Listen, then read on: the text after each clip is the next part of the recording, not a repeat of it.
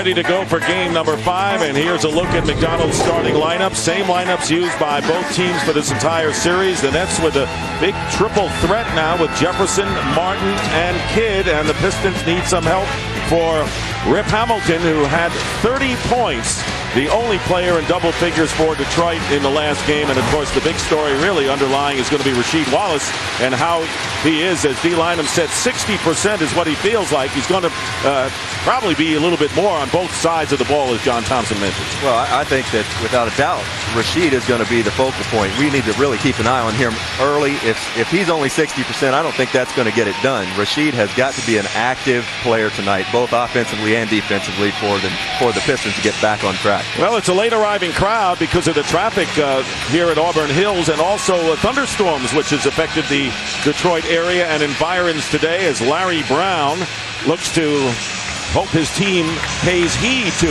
his admonitions, which they haven't. The officials tonight for game number 5, Dick Pavetta, the senior NBA official working his 29th year, Sean Corbin, and Greg Willard. Well, you know, we're talking about Rasheed, and you know, Coach, one thing I learned early on in my career is you better be good if you step out there, because nobody really cares if you're not. Well, the thing that can happen very easily is because of lack of mobility, he may have a tendency to stay closer to the basket. Yep. And if he's affected closer to the basket, that's to the detriment of New Jersey. Tayshaun Prince, who Larry Brown said wanted to get off early in the 4th game, and the deflection and a defensive play and an early turnover, and that's poison for the Pistons because New Jersey can get out and run when they get the turnover. Here is Jefferson challenging. Rasheed Wallace gets the block, and Martin with the follow. Oh, we probably won't see that, but that was great weak side help by Jason Kidd to get all that started there. That was a dunk by Ben Wallace, and Jason came out of nowhere to get it. And maybe the big news there is Rasheed Wallace didn't pick up a foul because he has been hampered with 2 early fouls in the last 2 games and has been non-effective. That's despite his injury problems. Chauncey Billups also trying to get on track and posting up against Jason Collins, and the turnaround by Rasheed at the shot clock buzzer ties the game. Well, and even though he seems to be favoring that foot, he definitely put weight on it on that fadeaway shot. You still want to see him go to the basket more. Only gone to the free throw line 6 times in this game, and Hamilton with the foul. And that is the way you want to do it. You don't want to give up any easy layups, and Kenyon Martin will go to the line. Well, as you see here, Rasheed, he's kind of a mid-post player anyway. This is not too bad. I would like to see Rasheed get to the foul line. Only been to the line 6 times in the series, but that's a good sign for the Pistons. Rasheed able to push off that foot a little bit. And most coaches judge it by whether it goes in. They always say, go to the basket, big foul. Oh, good shot. Kenyon Martin coming off his first triple-double, or first double-double of the series, with 16 points and 10 rebounds, hitting the first, and he has really been the intensity factor for the New Jersey Nets. Not that they really need it, they have a whole team full, but he leads the way. Without a doubt, and he is. He's always going to be the intensity factor. He plays hard for them. Jason is more of a leader by example, whereas Kenyon Martin, he's an emotional guy. And a lot more emotional than Richard Jefferson as well, so it's good they have that factor on the team. Jason Kidd picking up Hamilton in the backcourt. Hamilton getting by, feeding Ben Wallace. Billups, and now single coverage on Ben Wallace going up, and well played. Ben Wallace, who at times has been an offensive factor in the series, ties it at 4. Well, but still, you look at the Nets on the made baskets even, they're pushing the ball fast, so Detroit definitely had better be ready to react and get back quickly. Gary Kittles is open and hit the shot. So how do you get energy when you don't have the crowd supporting you? That's the big question. You've got to really come out, and it's got to be you against the world. The opposing team has to come out and collectively say, hey, we're in this together, we're going to get it done tonight. Well, you get your energy from the negativity of the crowd if you're on the road. That's a compliment. And how about a compliment for Richard Hamilton, who gets the basket and a foul? Hamilton getting off to the big start, and 30 points in his last game to tie it at 6. And I love what the Pistons are doing right here, guys. They're taking everything toward the basket. The only shot that they've had away from the basket was the fadeaway by Rasheed. Everything else has been going to the basket. Well, one of the reasons why that's so important is if you throw up ill-advised shots against the Nets, all you're doing is fueling their fast break. And so you better take good shots and high percentage shots at that. Jason Kidd committing the foul, and the Pistons leading for the first time. They did not lead in either Game 3 or Game 4. The ball last touched by the Pistons, and the Nets will have 16 seconds as you look at Rasheed Wallace, and the Pistons were 17-5 down the stretch after he joined the team in that big trade. The thing you want to watch with Rasheed, though, is late in the game, because that foot starts to get cold. In the beginning, it's just been tape that feels good now. Kenyon Martin feels good after the jumper. Martin, who is shooting 48%, has scored 6 of the first 8 Nets points. And that's a good sign for New Jersey. Kenyon Martin getting going early, gets him involved in the game, and makes him do all the other things. And the other question on offense is Tayshaun Prince, who was also one of the 3 players who we're talking about, and he has not been effective. Here is the drive to the basket, and Ben Wallace. So 3 of the starting 5 already in the scoring column. Detroit hasn't missed in 4 attempts from the field. Well, that's all on Richard Jefferson there. He acted like he was surprised that he was the weak side help. He got there far too late. Wallace was fronting Kenyon Martin, in the turnover. Way ahead is Billups. Chauncey Billups with the layup, and the Pistons leading 11-8.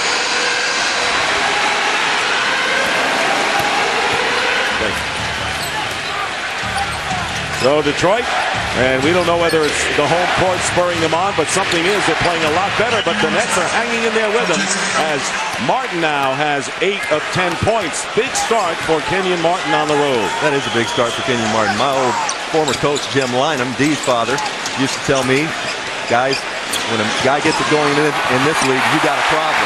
Great speed from Hamilton to Rasheed Wallace, and nothing wrong at that point. As you mentioned, it's still early in the game as Rasheed Wallace gets the lay-in. The Pistons are 6 for 6, and the Nets want to talk it over.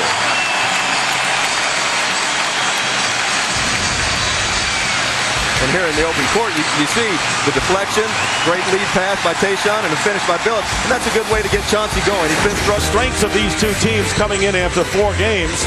Jersey with the fast break, a big plus 46. Detroit in the paint, but notice how it's diminished in the last couple of games. That's the thing.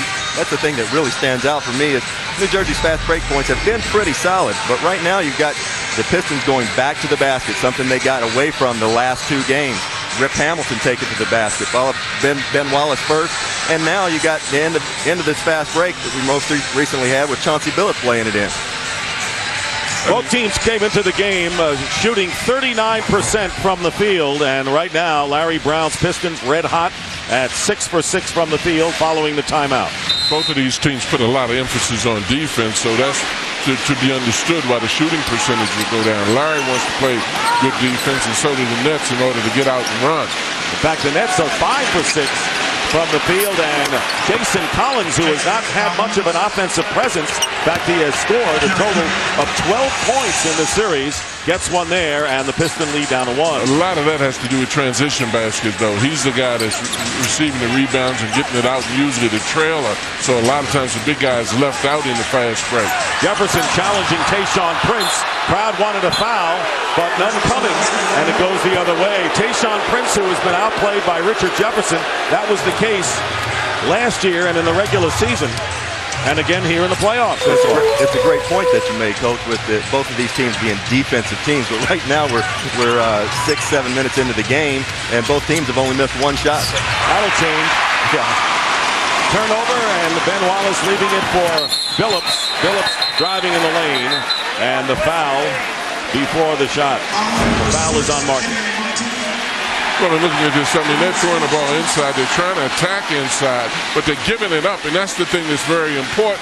If you want to get the big guys involved, you got to give them some easy baskets. We can talk about them not participating in the offense, but they're in a dependent position on guards getting the ball as opposed to an independent position where they can score on their own.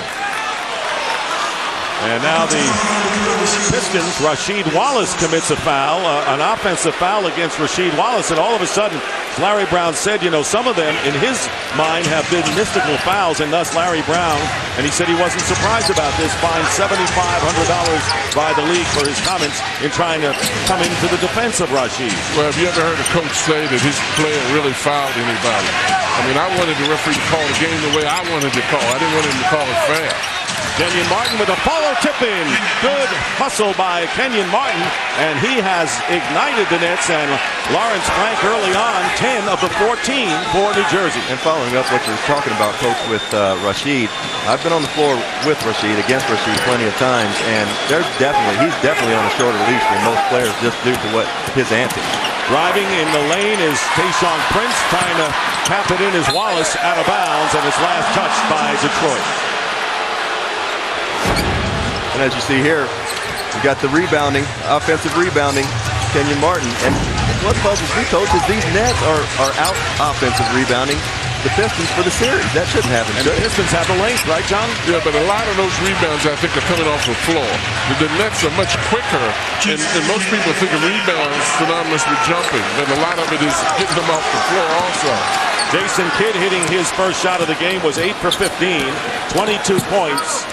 11 assists and 10 rebounds, and that was his 6th net triple-double of the playoffs.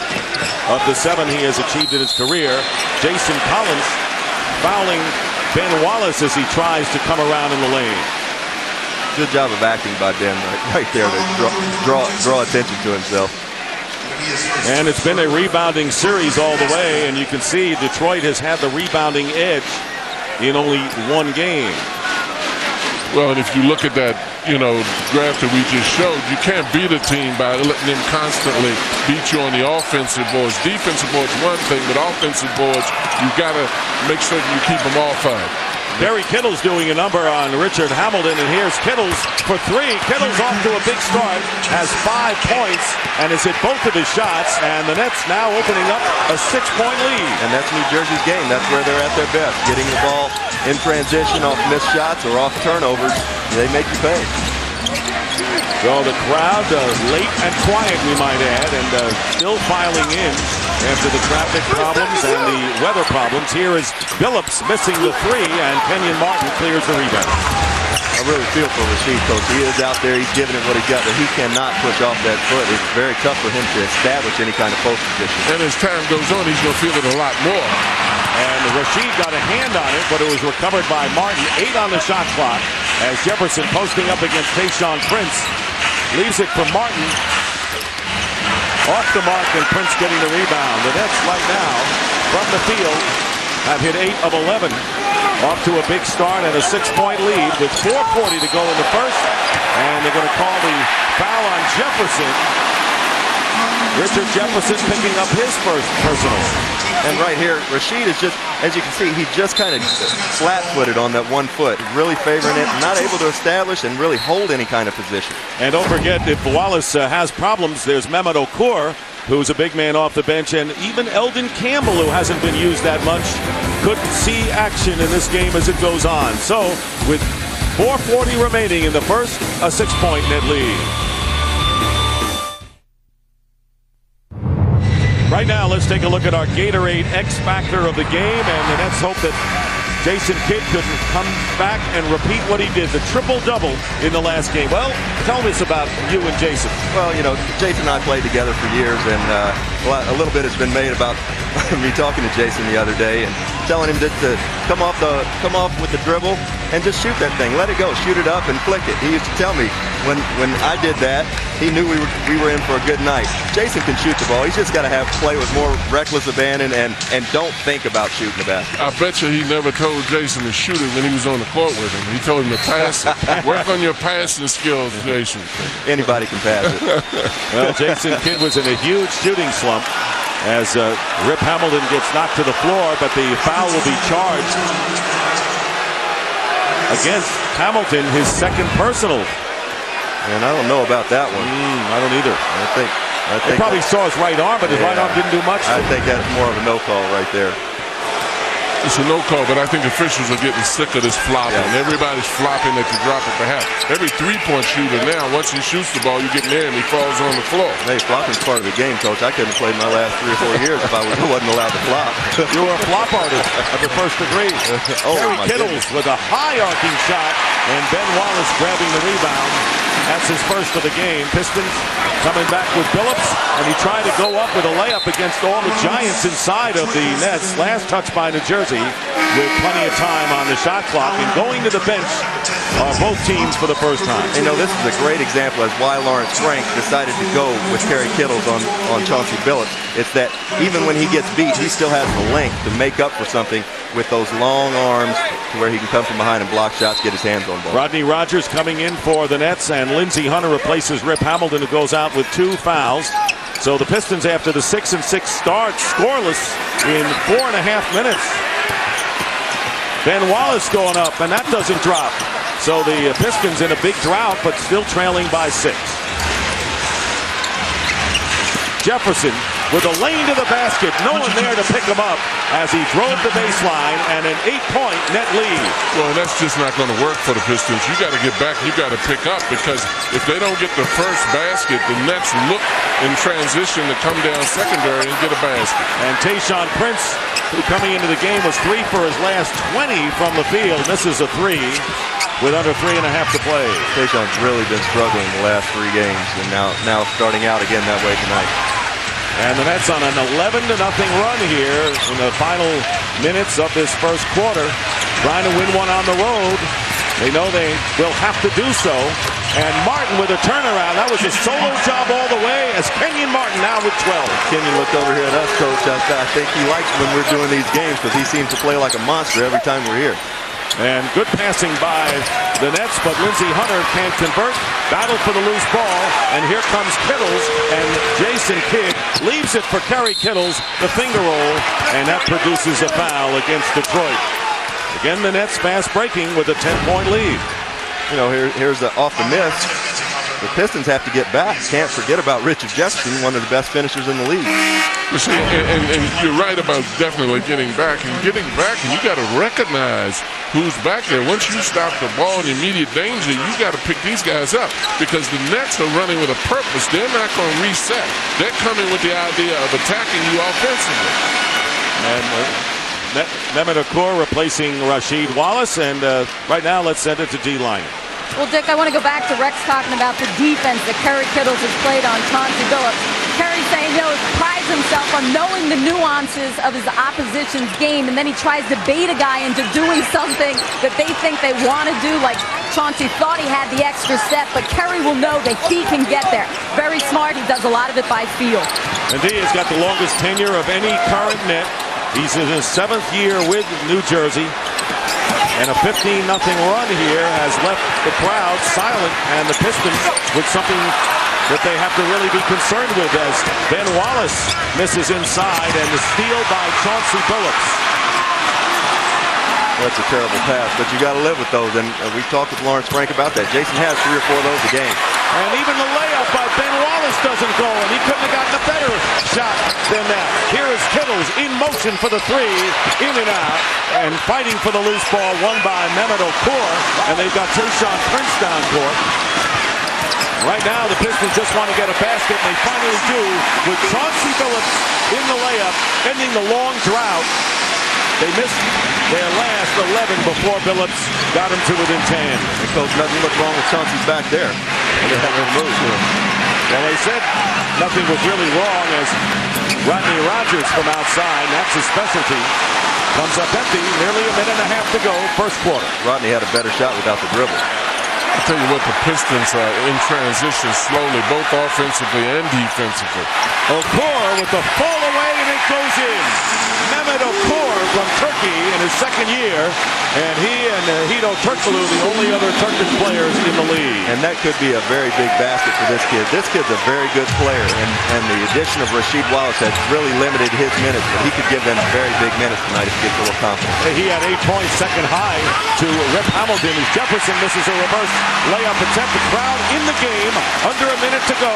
Billups going for 3 off the mark.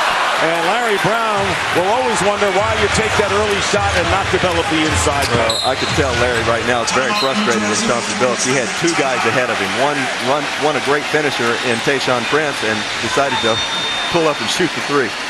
Well, one of the reasons why he's upset is that does nothing but fuel the fast break. Anytime you play against a team like the Nets, if you come down and throw up ill-advised shots, those guys are going to get out and get down. That's the same as a turnover. It's a rebound. 20-second timeout call by the Nets, and Detroit's turnovers have really come back to haunt them. Well, you can't turn the ball over against the New Jersey Nets. They are at their absolute best in the open court in transition. They've got great finishers in Martin, in Jefferson, and a great guy to follow up the play in Kerry Kittle shooting jump shots. You just can't turn the ball over against them. And the other thing about that is you have to be in the habit of getting back in defense against this Nets team. If you just practice it one day and then not habitually doing it, after the first 2 or 3 transitions, you're going to come back slowly the way the Pistons are getting back very slowly. And when you talk about the turnovers that result in just layups and dunks, they don't all result in scores. This is what the total has been thus far in the series. So Larry Brown, trying to keep his team together, he said, look, you know, I write on the blackboard every game, play hard, play smart, play together, have fun, and rebound the basketball, and they did none of those in game number 4. He was very frustrated, very frustrated. Nets by 8. Jason Kidd behind to Rogers. Kenyon Martin posting up. He's been the big scorer with 12 thus far. Working against Corliss Williamson, who's entered the game, and Okur with the rebound. Differential of about 7 seconds between the shot clock and game clock. Billups to Williamson. Great feed by Chauncey Billups. And that's what Larry Brown wants. He wants Chauncey to break the defense down, get into the paint, and find guys. Get others involved. So the Pistons come back with 6 straight points after a 15-0 New Jersey run. And right now, Jason Kidd at the point playing for the last shot of the first quarter. Really got to contain Jason here. Can't let him get into the paint. And Hunter committing the foul, and the Pistons had a foul to give, so not a shooting situation. Well, and looking at this, Chauncey Billups' back seems to be a lot better on offense than it is on defense. You know, I call them defensive injuries for players. But one of the things that the Nets have an advantage of is having Jason Kidd to dictate the pace of the game. Larry's at somewhat of a disadvantage in not having that leadership there, and that one guy that can control things when things aren't going well, get you the easy baskets. High-scoring first quarter. Although New Jersey at 31 in game number 3, and the turnover, not enough time. You need 4/10 of a second, they tell me, to be able to get a winning basket. That's what I hear. Greg Popovich told me that. Yeah. Well, the Pistons have cut the 12-point deficit in half with their late Brent Martin with 12 and a whole bunch of Pistons with a few. At the end of one, it's 25-19.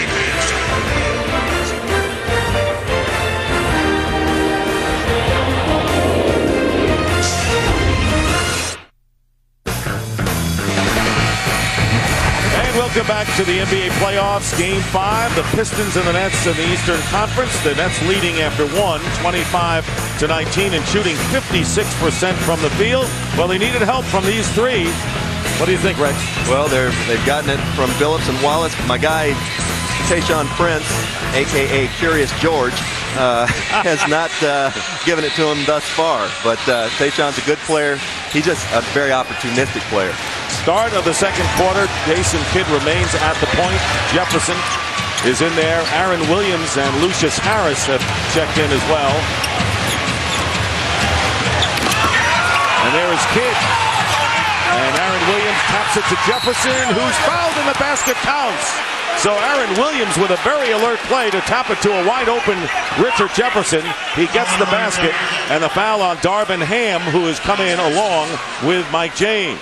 Well, and you see this is an example of the Nets scrambling for loose balls. I think that they're so much quicker right now than the Pistons scurrying for loose balls. We tend to look at only jump rebounds, but it is important to dive, to run, to pick balls off of the floor. I agree with you, Coach, that they are quicker, but I don't think that's going to wash with Larry Brown when he watches this film, because he put a lineup in there that should match up quickness-wise with the Nets. So here is James, along with Darvin Ham, Corliss Williamson, Mehmet Okur, and Lindsey Hunter. So 5 reserves. Not one of the Pistons on the floor started the game, as opposed to 3 for the Nets. Okur firing for 3, way off the mark. And the quick pass from Rogers, but look at the way Kidd recovered. Harris leaves it for Kidd and finds Harris again inside. Tough break, great pass. And there's James in the lane.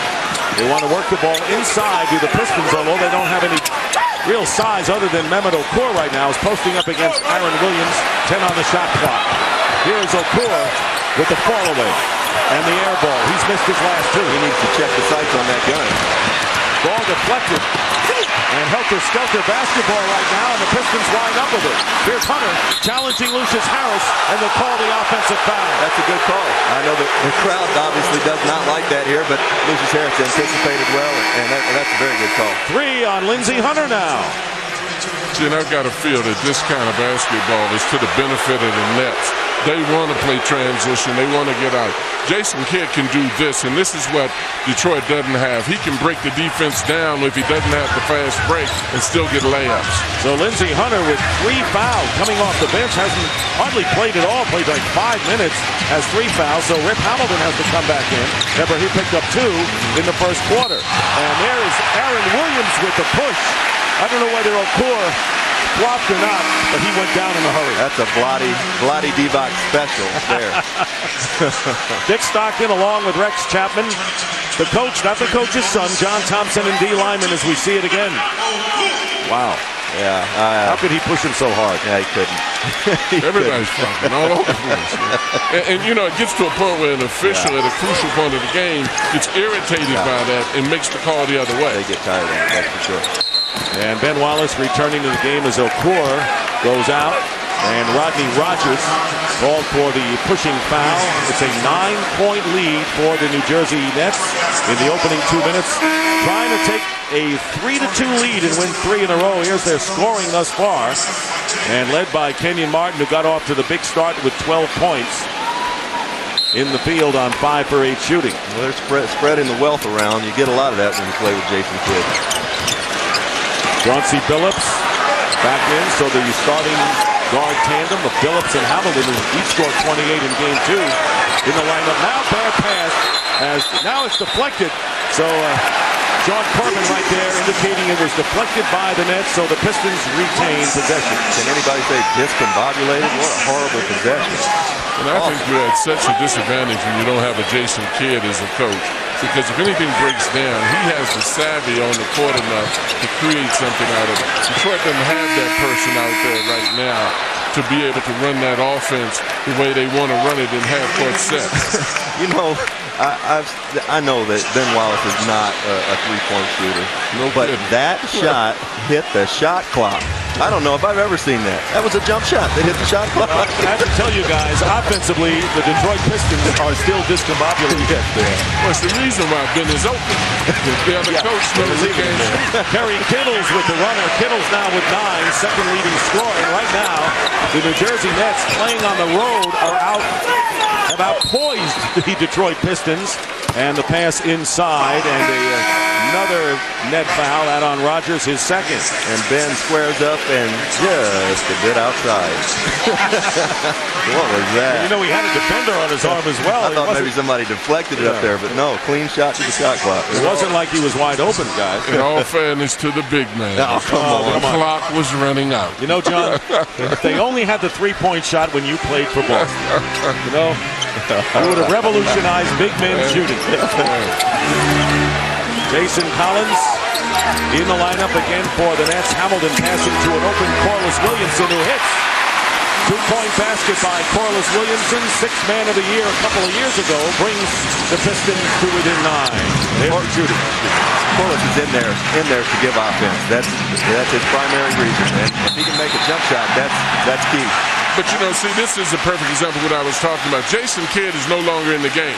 Now, look at the Nets sputtering. Yeah. Jason Kidd has an enormous impact on the fluidness of how this game is going for the Nets, regardless of what they're running strategically. And the Nets call the timeout to Jefferson just before he was guilty of a backcourt violation. We'll be back. He's fast. He's got good hands. What he's got is good stomach. Yeah. Because there are a lot of guys who are fast with good hands who are not able to play as hard as he plays. Brian Scalabrine, who played a big role in Game 3 at the Meadowlands, coming in with a lot of energy of his own. And now Martin working against Ben Wallace, beats him to the basket, and it's slapped away. And retaken away by Lucius Harris behind the Kittles, who recovers. Harris finally. And how many layups did the Nets have a chance to make? And how in the world? There's 4 Pistons down there, and 2 guards are getting every rebound that goes up. That was a pass by Lucius Harris, by the way, to Kittle. And the foul is on Billups, his first, but how many great opportunities did the Nets squander underneath? Lucius Harris has got to be thinking there's a lid on the rim right now. He's missed a couple of layups. But, I mean, great play by Lucius Harris. And watch this little flip here. That's a pass. That's a pass to Kerry Kittles. And look at these guys. Got to be thinking there's a lid on the goal. And Kittles missing the first free throw. Kerry Kittles coming into the game is only 5 for 10 from the line. Coming into this game, number 5. But he has 9 points and 3 assists thus far. Trying to give the Nets a 10-point lead. And he does not. Rasheed Wallace getting the rebound, so you can see Rasheed not himself as he runs up. In fact, he is kind of skipping as he comes up court, John. Well, because he's been sitting on the bench, and now that injury is cold. That tape is a little tighter on him now. They probably made some adjustments with it. The longer you go, the more that's going to bother him. So he was just reaching that time. He wasn't even able to jump. I mean, that's a very difficult thing for him to have to deal with, particularly a foot injury.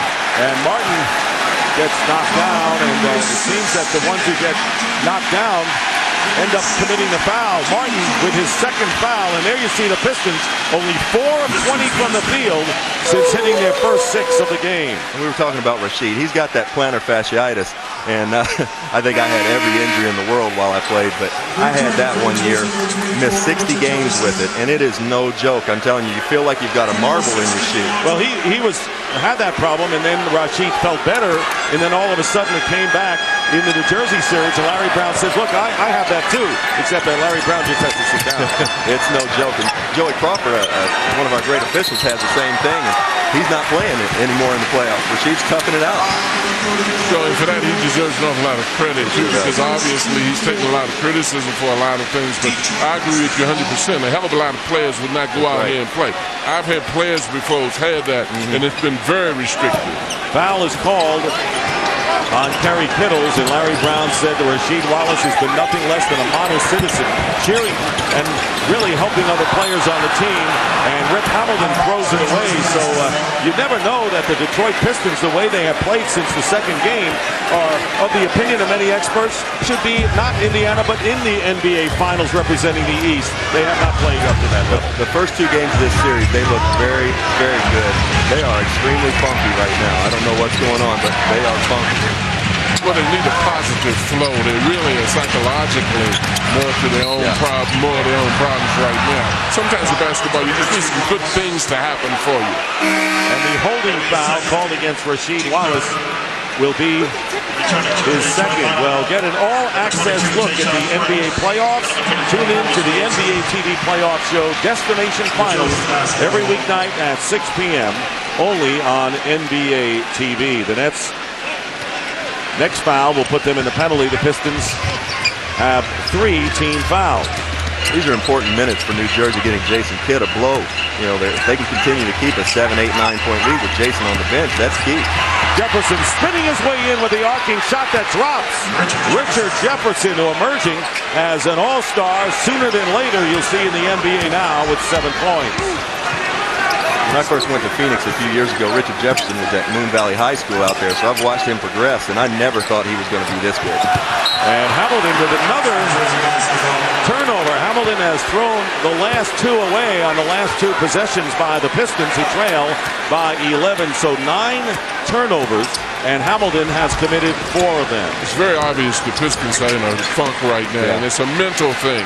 This is when you need a pick-me-up kind of player out there. They don't have that one guy that just takes over and uses his individual ability to get them back in the frame of mind they need to be in.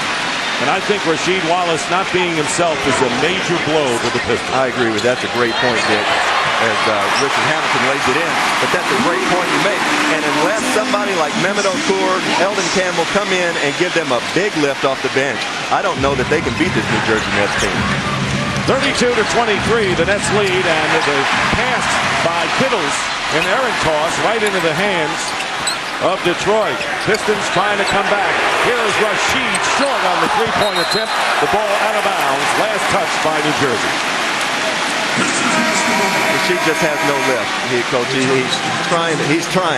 He's really putting forth the effort, but that injury is something, it really takes it out of you, and he's got no lift on his jumper whatsoever. You know, and all of us who coach talk so much about team basketball. The heck with that. At this point, you need one guy that can use his individual ability, and that's why you call him a star, that lifts you out of this funk.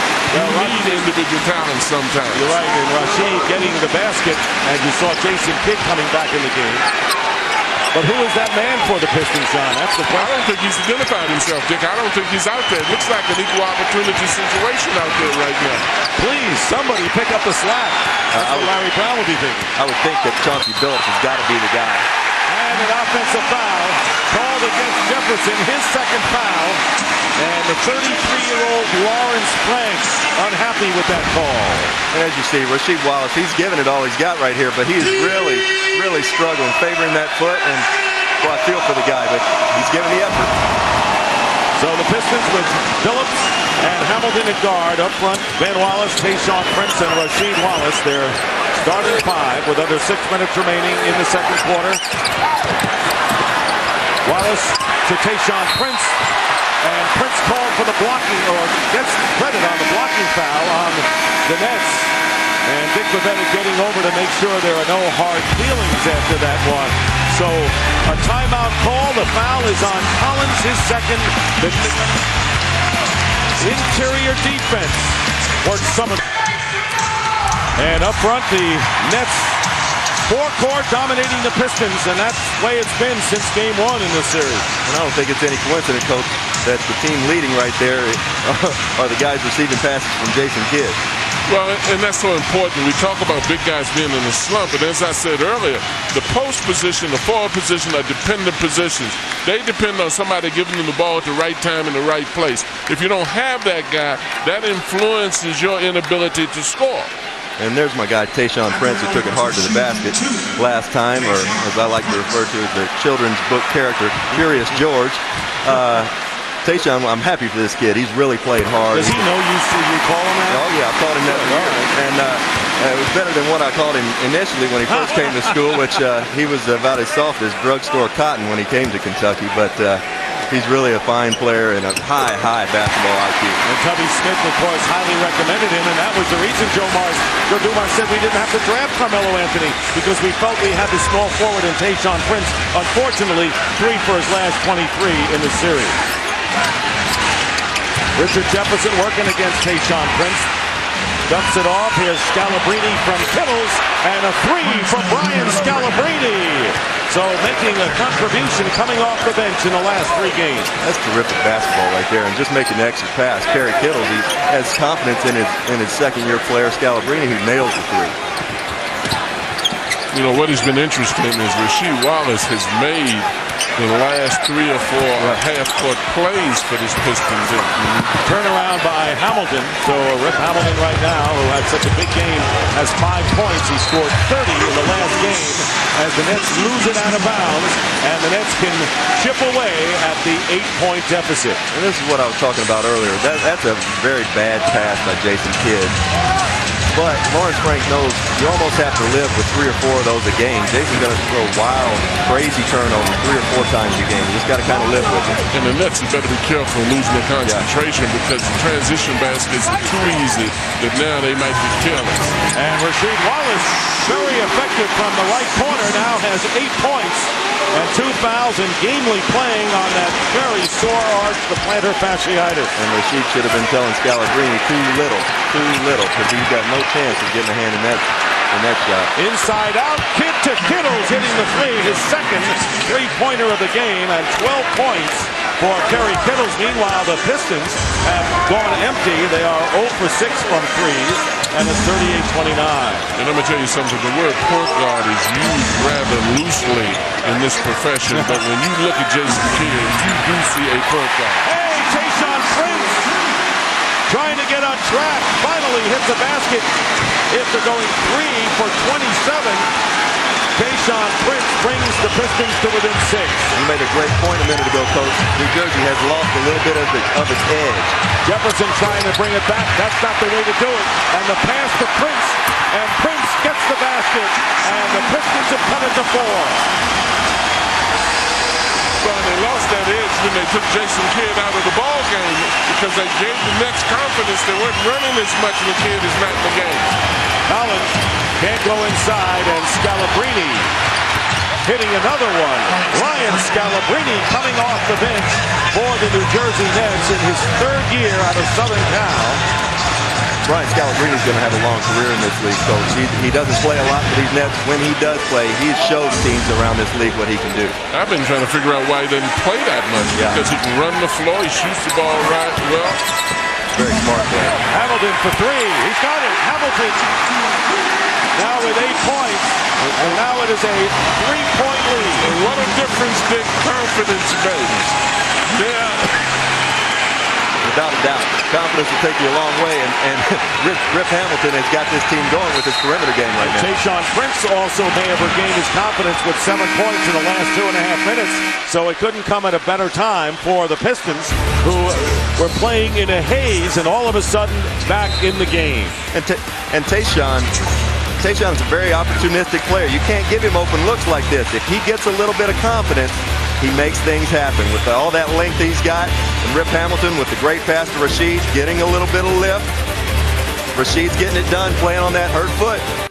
We'll take you back to the Palace in just a second. This is Ernie Johnson in Studio A in Atlanta. The Verizon Wireless halftime report comes your way in just a few minutes. Kenny and Charles are here, and we are joined tonight by New Orleans' Baron Davis. We're going to look back at the finish last night, an incredible one between the Lakers and the San Antonio Spurs, and we'll look ahead to Game 2 of our doubleheader, Minnesota and Sacramento. That's all on the Verizon Wireless halftime report. Now back to you.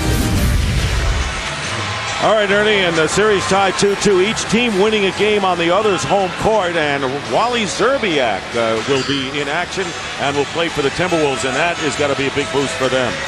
I think that will be a big boost for them. They were expecting Wally to be out for quite a while, and he's back. They took away this.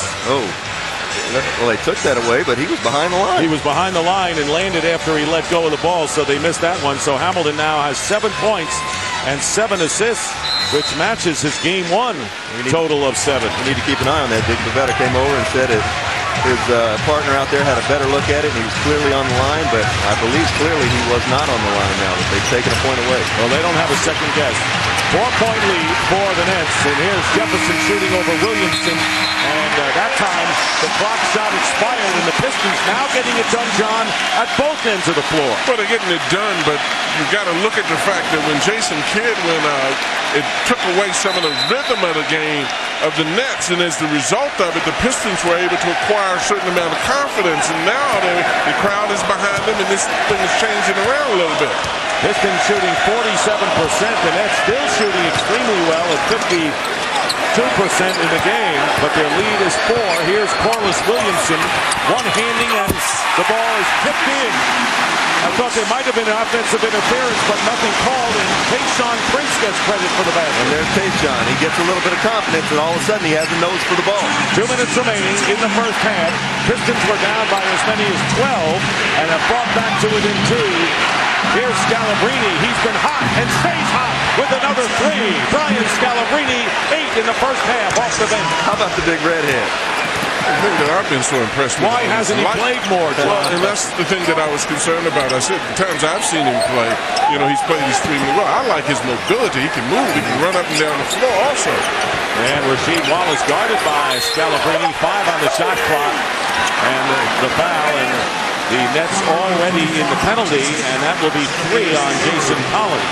And, Coach, you made a very valid point that the tide kind of turned with Jason Kidd on the bench. I think one thing we cannot discount as Jason Collins is going to get a break, Aaron Williams coming back in, is that there's no Kenyon Martin in there for New Jersey right now, and their level of toughness really decreases when he's off the court. Well, absolutely. Both of those guys are just so outstanding. And, rest is good, but sometimes it's good for the opponent as well as it's been good for you. We want to fix something up. There was Hamilton that we said they took the 3-point shot away from. We showed you Tayshaun Prince. This is the three they took away, and this is where Hamilton apparently had his right foot on the line. The officials got it right. So there is Rip Hamilton on the bench with his 7 points and 7 assists. My apologies to Dick Bavetta and company. I knew you don't have to go that. Like that. You don't have to go that far and apologize to him. Like that. You don't have to apologize. I hate giving him any credit. No, don't apologize. I'll tell Dick after the game that if you said he blew it, and you don't apologize for it. I don't take it back. This goes to show the best officials in the house are the ones that have the telescope. Yeah. 6 points now for Williamson and the turnover. Tayshaun Prince going in all the way, and Prince coming alive has 11 points to lead Detroit, and the Pistons trail by only 1. All 11 here in the second quarter as we approach 1 minute to go. The whole body language has changed of the Pistons now. Now you see confidence in the way that they're playing. And Detroit's playing a straight zone right now, daring the Pistons to shoot. Kittle stepping back for 2, and the air ball.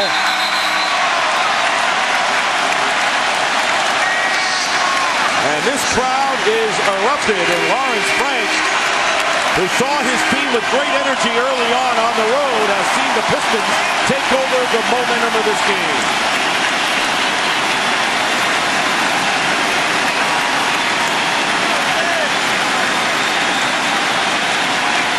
And the Pistons looking to take the lead. Last time they were up was at 13-12 early in the first. They also had better be looking to pass it around a little bit and take good shots. Prince going up, fouled. And Detroit can take the lead with 40 seconds left. And that's very bad defense by the New Jersey Nets because they're in the zone right there, Coach. They're in the zone, and there's no way you can let a man drive from 25 feet out straight to the basket. There's no excuse. Foul is on Aaron Williams, his second. And I think your point was well taken with the fact that Kenyon Martin not being in there is enticing for somebody to drive because you know his presence and his aggressiveness if you're playing against him as much as the fact that you're playing with him. And Kenyon Martin, who had 12 first quarter points, and that's all he has to this point, remains on the bench. Mehmet Okur will replace Rasheed Wallace, who leaves the game. Rasheed with 8 points. And really trying to get open and gamely playing, obviously hurt. Tayshaun Prince trying to give the Pistons the lead, and he does. Tayshaun Prince scoreless in the first 18 minutes, has scored 13 in the last 5. Tail of 2 quarters. Pistons by 1, and a steal by Ben Wallace. He's got Prince, and Kittles gets it back with great anticipation. And nearly threw it away. Playing for the last shot are the Nets, trying to take the lead as we go to intermission. New Jersey's very fortunate right now. That could have been a big momentum swing going into halftime. Very fortunate because they have number 5 on their team too. And Prince guarding Kittles, finding the open spaces, and the rebound by Wallace, and that will end the first half with Detroit coming back from 12 to take the lead.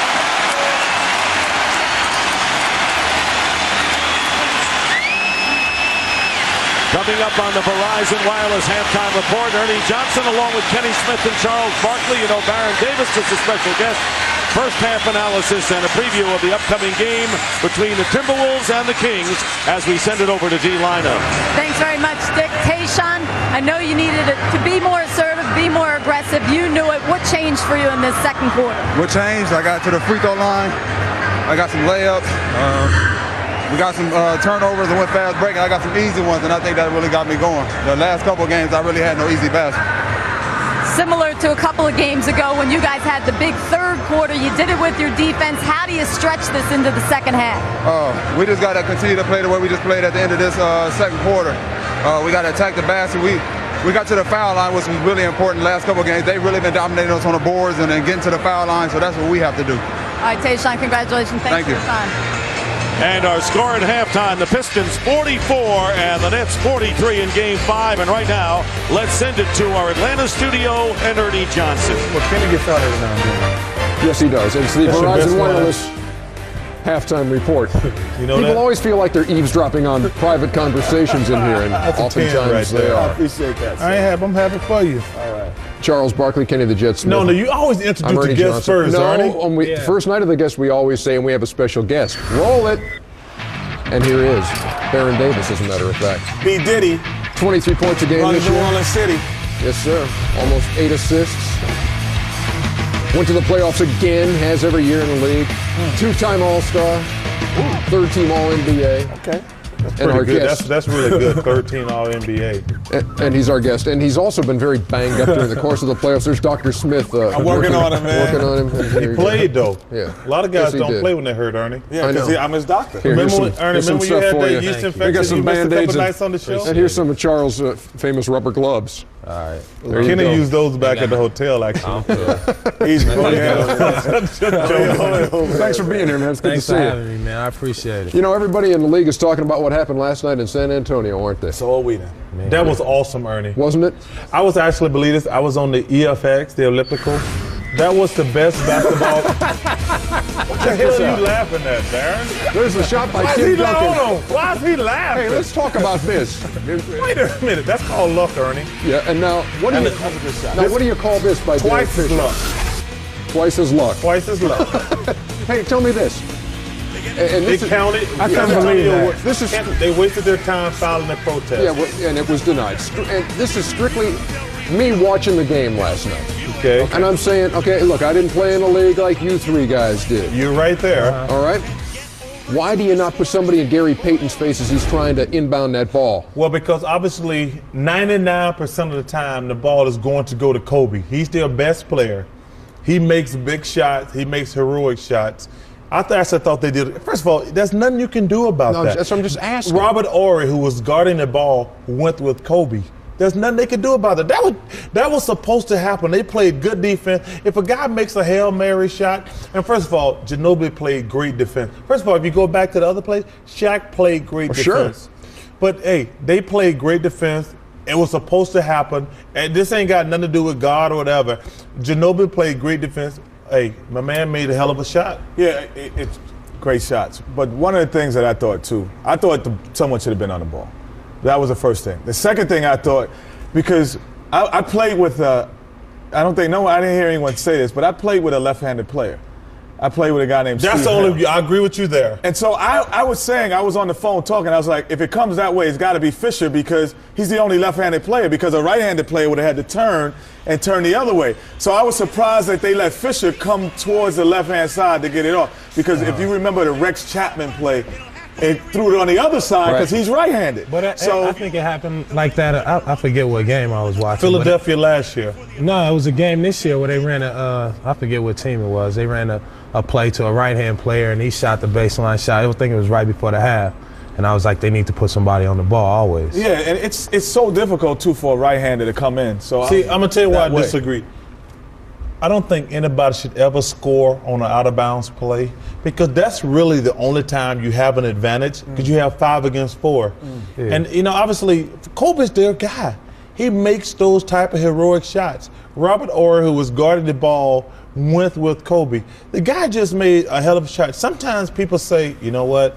Y'all beat us. Like everybody wants to blame somebody. Derek Fisher just made a hell of a shot. It was a lucky shot, just like Tim Duncan's was, I might add. Hey, you know who else is good at getting rid of a ball in a hurry? Who's that? This guy. Remember a couple of years Didn't ago? count. Remember a It couple should have counted, Remember a though. couple of It years should have ago? counted. Remember this? He's the reason they changed the rule. Oh, they didn't change the rule. They just said they looked at the replay. No. that we'd look at replays now. Yeah, No, that's why. Well, They then said, that well, means look, you yeah. changed the rules, Ernie. No, that's why they put the lights on the Thank you, basketball Ernie. as well. Ernie, you don't want to get a brother credit, do you? He's the reason they changed the rule. Yeah, Because I'd they like to take changed the credit rule for and put the that. time. They started Thanks a looking at lot. replays Thanks, Chuck. and put the. Thank you. Ernie don't ever want to give brothers credit. No credit. Ernie never I want watched to the show. I'll give you I credit watched for the making show. a Hey, you making a agree. great Ernie shot. never want to give the brothers Okay, so over here what's your credit. brothers no What's credit. your point? Thank you, Ernie. He still said what he said, Ernie. I made the shot. It should have counted. Credit. It should have counted. Oh, believe me, that should have counted. I know your shot should have counted. I love what But he Man, changed the you know, rule, the Ernie. only thing I can say in response to that is, how you enjoying fishing? Oh, look at you. Hey, Barrett, first of all, Barrett. Hey, I wasn't happy with this because your body looks fantastic now. Hey, listen, it wasn't fair what they did to your body. Your body looks great. Yeah, man, I've been working out. That's cold blood. I knew it was coming. I knew it was coming. The halftime report is brought to you by Verizon Wireless, the official wireless provider of. Have to dare to be a star. That was the thing that I was saying earlier, that somebody's got to step forward and take this thing in their own hands for the Pistons.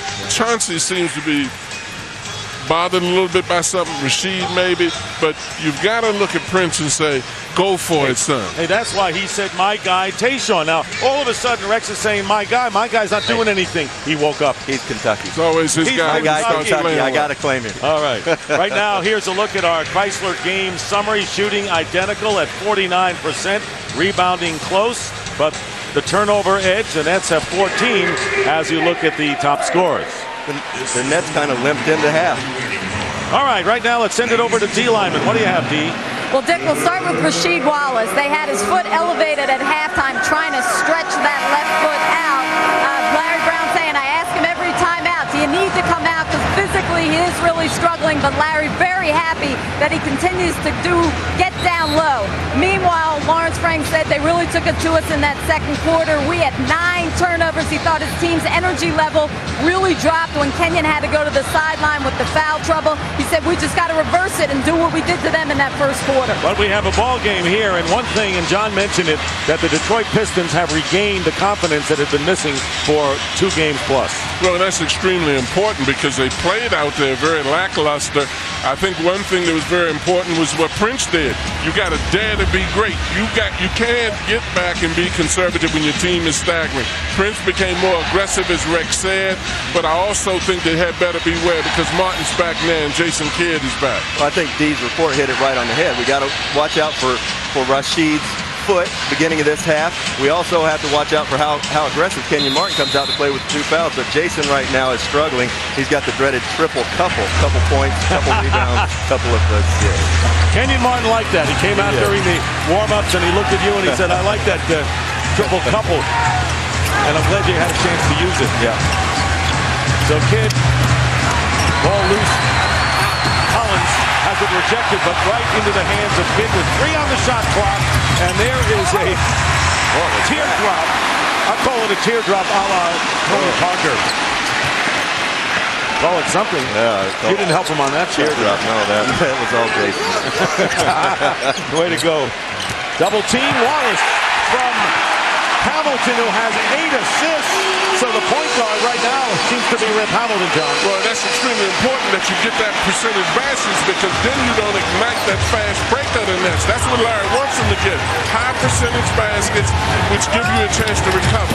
And Coach, isn't that just a crazy way, an awful way to start the half defensively? Just ridiculous effort. And Wallace was held, and the foul is called. The Pistons have their biggest lead, 3 right now. Well, we've been talking about Rasheed Wallace. If you look at him, he definitely is hampered.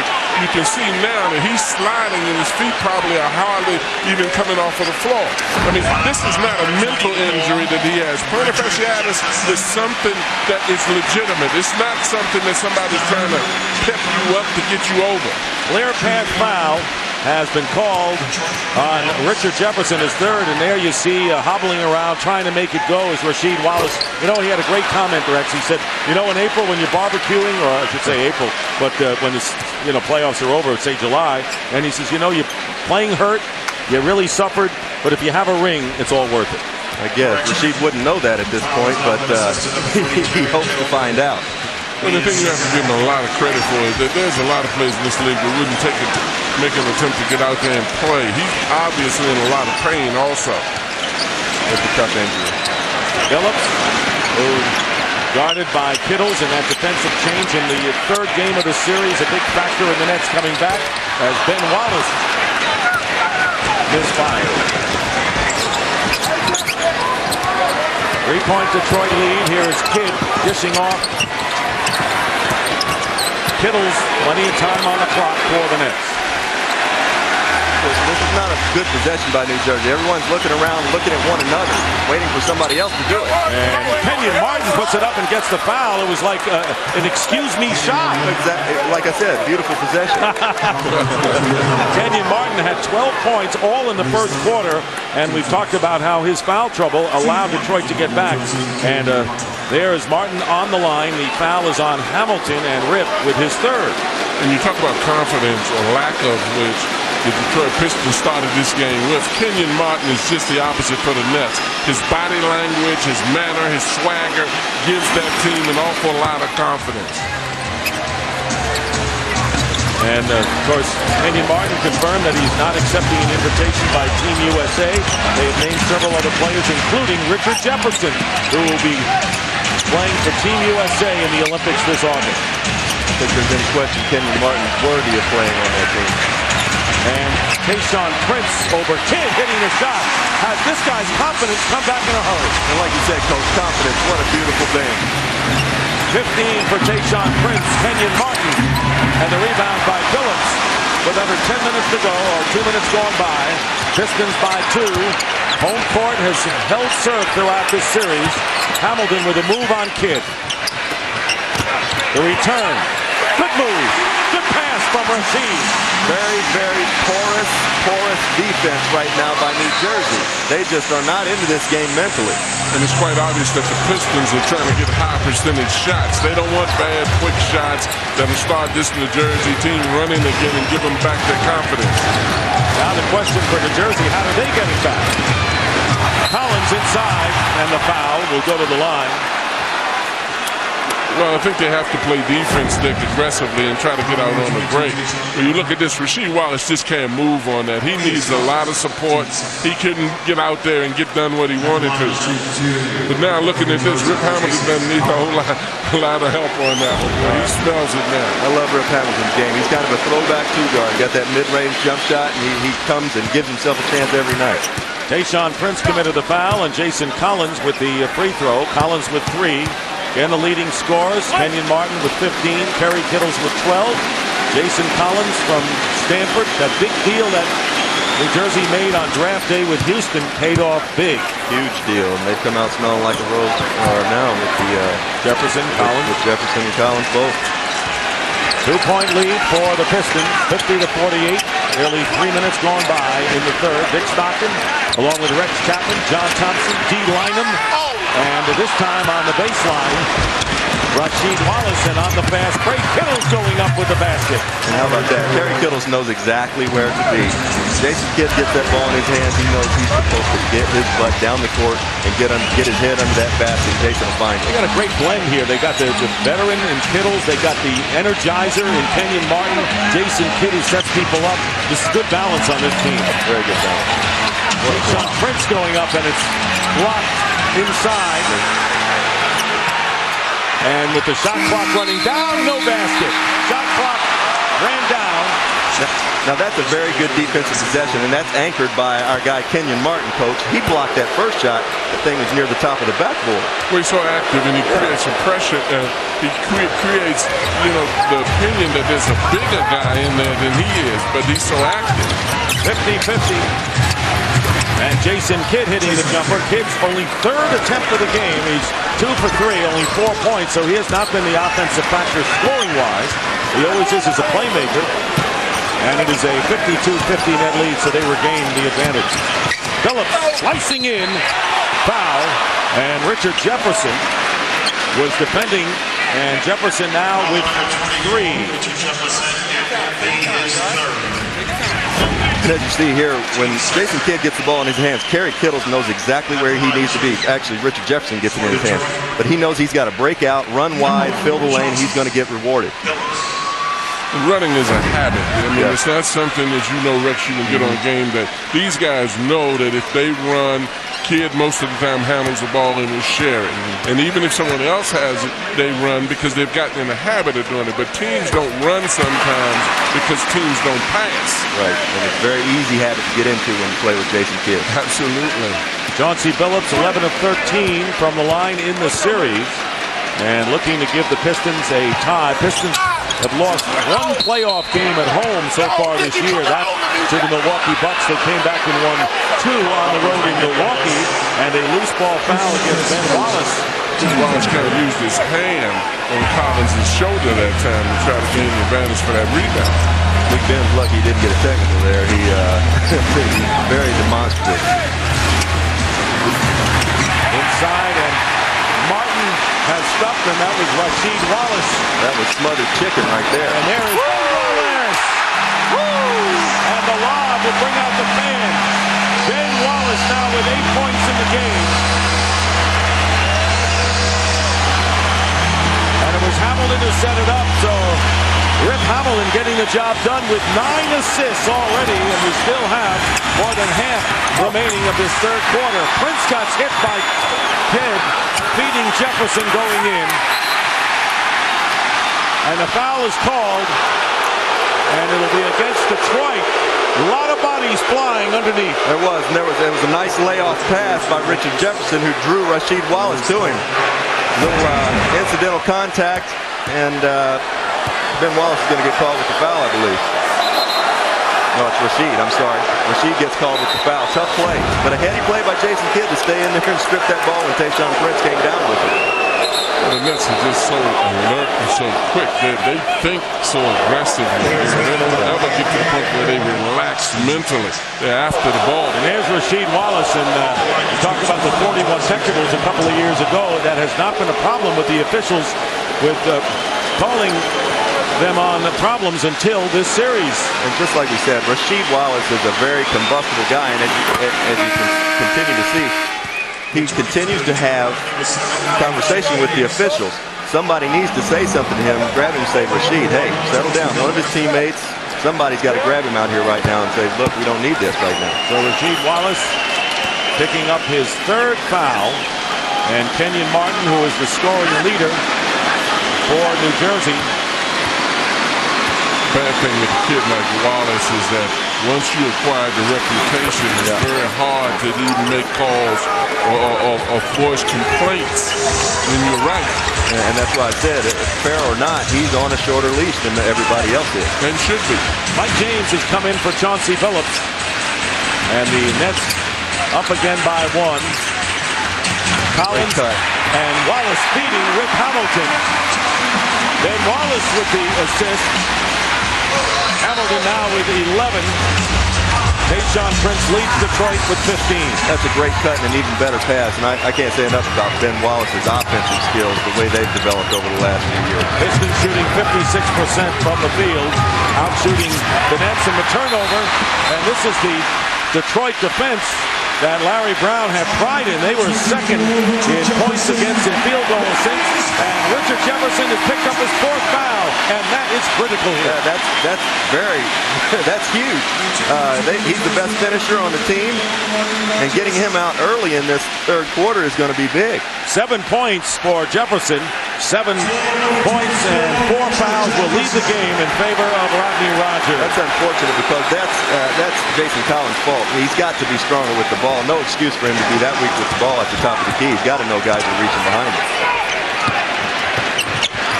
6.5 on the clock in the third. Hamilton. And the rebound by Jason Collins. So it's Kidd along with Martin, Kittle, Collins, and Rogers. And Kidd missing. He's off the mark tonight, but the offensive hustle by Kenyon Martin. Quick to the ball every time. Martin working his way in for the layup. Well done. And that's a mental thing sometimes as much as a physical problem. But the Nets definitely anticipate and go after loose balls. You cut down the loose balls, you're in a lot better shape.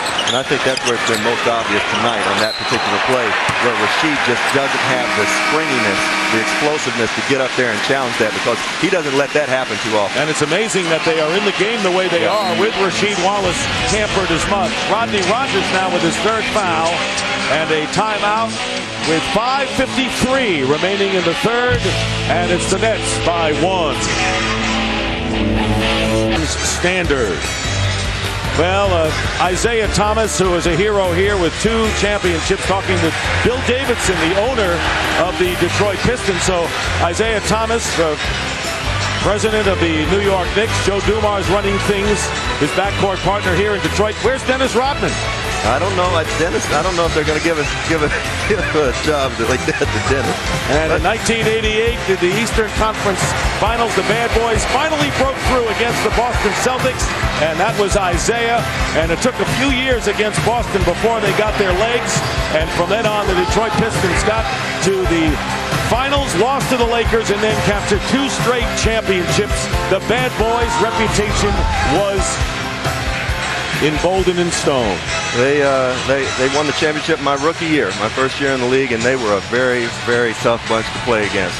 Yeah. Very tough. And there's Joe, who is one of the great competitors of all time. Love playing against that guy. What a class act, and what a great job he's done with Detroit. Isaiah, on the other hand, has created a great buzz in New York. I know there's a lot of GMs that are envious of the pockets that he's working with, those deep pockets to assemble that kind of team. So the Nets leading by 1, and Richard Hamilton started by Jason Kidd doing a good job with him, and Hamilton shot. Kidd terrific defensively, and here's a 2-on-1. Kittle's going around and a block, and trying to save it in the corner is Hamilton, and a great block there. Is that Tayshaun Prince? Yes, it is, who made the great play on Kerry Kittle. Well, and that is a great play. I mean, anytime you see a guy who appears to be out of it, and Tayshaun Prince just works real hard and gets back defensively and makes that play, that makes the coach smile. I don't know why Kerry tried to shoot it on that side of the rim. Nets get it back. Phillips knocks it out of bounds. Last touch by Phillips with 15 on the shot clock. Well, that's the story, Dick, of tonight's game. The Nets get it back. I mean, they've been picking up so many loose balls out here. The Nets aren't really sharp right now, and I got to feel like that Coach Frank has to believe that he's getting away with some valuable time with Richard Jefferson on the bench, because they're not real sharp. But this is a nip-and-tuck game, and the winner will take the 3-2 lead, and the offensive foul has been charged to Kenyon Martin, his 3rd foul. Jefferson, by the way, on the bench with 4 personal fouls for the Nets. I think one thing we need to really pay attention to here, Rodney really struggles against length, and Rasheed Wallace, one of the longer players in the league. You really ought to see what New Jersey decides to try to do right now. They're going to try to go in the post. The interesting thing, too, is the Pistons are probing to get inside. They don't want to shoot a lot of quick shots, nor a lot of long, wild shots to get this fast break going. And the fall away by Phillips out of bounds. Last touch by Detroit, and Kenyon Martin still with a few words for Greg Willard on that last foul, his 3rd. So we have under 5 minutes remaining here in the 3rd quarter. Martin for Kittles. Kittles has all day and is off the mark from 3-point range. And here comes Detroit. And Hamilton, who, by the way, has a career-high 9 assists in this game. And that's in his 27th playoff game. Has really done a great job stabilizing things. Tayshaun Prince has it blocked inside, and Kenyon Martin and Collins will get credit for the block. Nice drive by Tayshaun. I like seeing him take that ball aggressively. That's his game. Yeah. And that sets up everything else for him. 8 on the shot clock. Martin and Ben Wallace. And the net signaling, and it is now a defensive 3-second violation called against Detroit. Larry Brown wants to know where. As you see, a strong drive by Tayshaun Prince, and lovely defense by Jason Collins. Tayshaun will get that call a year or 2 from now, and he adds a little bit of muscle. So the technical free throw attempted by Jason Kidd, and then possession by the Nets. Next foul by both teams will result in the bonus with 4:14 on the clock. The Nets really have to get something going. They've got to get in a rhythm. They need to get this thing up and down a little bit more. They've been stagnant here for quite some time. I would think they would need a bigger margin against Detroit going to the 4th quarter on the road. Kittles, one-handed, getting the offensive rebound, and Tayshaun Prince shadowing out there with under 4 on the clock. Nets by 2. They better go to Rodney Rogers in the post. Rodney Rogers had a midget on him. This will be a penalty coming up, and the foul against Rip Hamilton is 4th, and the Nets will go to the line. Players better be real careful right now. You don't want to get too involved with the officiating. You make your point and you back off. Too much focus has to be given to on the court rather than using the officials as an excuse at this time. Mike James will report, and Hamilton will go out with his 4th foul. Rip Hamilton has 11 points, and as we mentioned, a career-high 9 assists. So Hamilton with 4 fouls for Detroit, and Richard Jefferson on the bench right now for New Jersey. Really going to keep an eye on this with 3:50 to go. Richard Hamilton going out of the game because he's been big on both ends of the floor for Detroit tonight. And with him off the floor, we'll see if Detroit can keep this up. They have more men in double figures tonight than they did in the entire game 4, with Prince with 15, Hamilton with 11. They only had Hamilton with 30. I think a lot of that has to do with their shot selection. They certainly have controlled the Nets fast break with their offense, not with necessarily their defense. They're probing, trying to get the ball inside. They're taking their time and taking the outside shot as a second option. Still think Pistons have to go into the post here. Phillips, big ones for Phillips, who's been relatively quiet tonight. Chauncey Phillips, 3 for 7 and 7 points, but he brings Detroit to the 2. Into the post or not, either way. But no, I think that Detroit really needs to take advantage of the size, strength, and length they have inside. Here's Kittles, and Kenyon Martin working in and spinning his move inside, and the rebound by Prince, and a fast break opportunity, and the Nets quickly get back. And that's Prince's value, being able to dribble the ball. The guards don't have to come back for it. And Wallace blocked by Kenyon Martin. Big play by Martin. 2 heavyweights going at it right there. Great offense, great defense. And Kidd fouled. Jason Kidd fouled going, and I'll tell you, no one is allowed any uncontested layups in this game, Red. No, and that's the way it should be. No, it's playoff basketball. Take the hard foul. Great move. He was getting ready to cuff this one, it looked like. He let it go, and up at the top of the square. Unbelievable athleticism by Kenyon Martin. He's the heart and soul and the anchor of the New Jersey Nets defense. Who will survive Game 5 here at the Bud Light around the league? And tonight we look at one more exciting chapter of the playoff script. And looking at this, you see Tim Duncan. You know, it amazes you, as good as players are, they do need luck too, don't they? Boy, oh boy. Boy, oh boy. Yeah. They thought they had it won. I'm giving thumbs up here to both teams.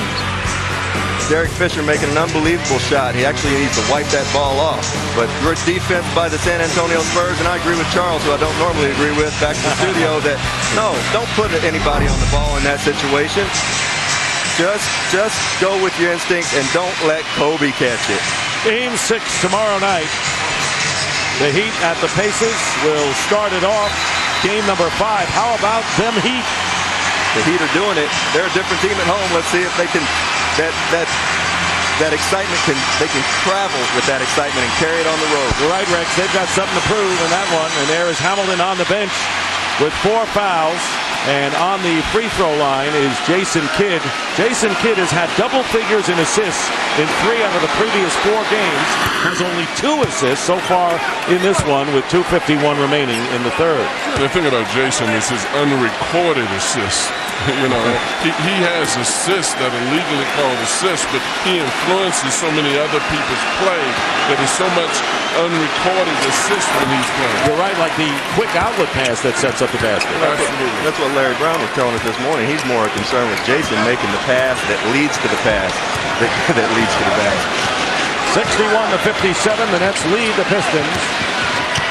And Chauncey Phillips, now Williamson with him, with Ben Wallace, Tayshaun Prince, and Rasheed Wallace. And there is Phillips hitting from the corner, and that's a 3-point basket for Phillips. And it's a 2-point game. Chauncey Phillips is playing a good game tonight. He's playing the way Larry Brown wants him to play. He's getting his teammates involved and taking his shots when he has them. And now they say a 2-point. They changed it, although the officials had their arms up. The scoreboard says 61-60. Rodgers off the mark. And all of a sudden, the time is called, and going to check the clock. And the scoreboard, they're calling it a 3. They did originally, so I don't know where they went to 2. It was always a 3 So the conversion is up and good, and it's 61-60. New Jersey's really struggling on the offensive end. I don't understand it. I think a lot of it has to do with Richard Jefferson being out of the game, but these guys just have no continuity right now. I think the Pistons have upped their defense in the same token. Well, and I also think the Pistons' offense is causing it because they're taking good shots. And the Nets are good when they can get out and run and get early offense baskets. That is their game, although for a while in Game 4, their half-court offense did the job as well, but they don't rely on that as much, obviously. Well, there's so much predicated on you taking bad shots and them being able to get out and run or them getting steals. And Jason Kidd missing from downtown. The Nets have not made a basket in the last 4.5 minutes, but they still lead by 1. Kidd was daring Prince to shoot, and Kittle's in the face of Chauncey Billups. He has been a thorn for Chauncey Billups ever since the change was made defensively in Game 3. We have a minute remaining, third quarter. Lawrence Frank is getting ready to get Lucius Harris in the game. Right now, the only guy running with Jason Kidd is Kerry Kittle. And they're covering Kerry very well in transition. Jason's got nobody to pass the ball to. Tayshaun Prince on the reach-in foul, his second, but a penalty situation has been in effect, and Jason Kidd will go to the line. Well, and speaking to your point, Rex, Jefferson being on the bench has a great effect on their fast break also, because he gets out, fills the lanes, and he also can complete the run. He's a guy that's a great finisher. And Kidd makes the first free throw, and the Nets have been perfect from the line. 11 for 11 at the line here in this quarter. And you mentioned Lucius Harris. He has checked into the game.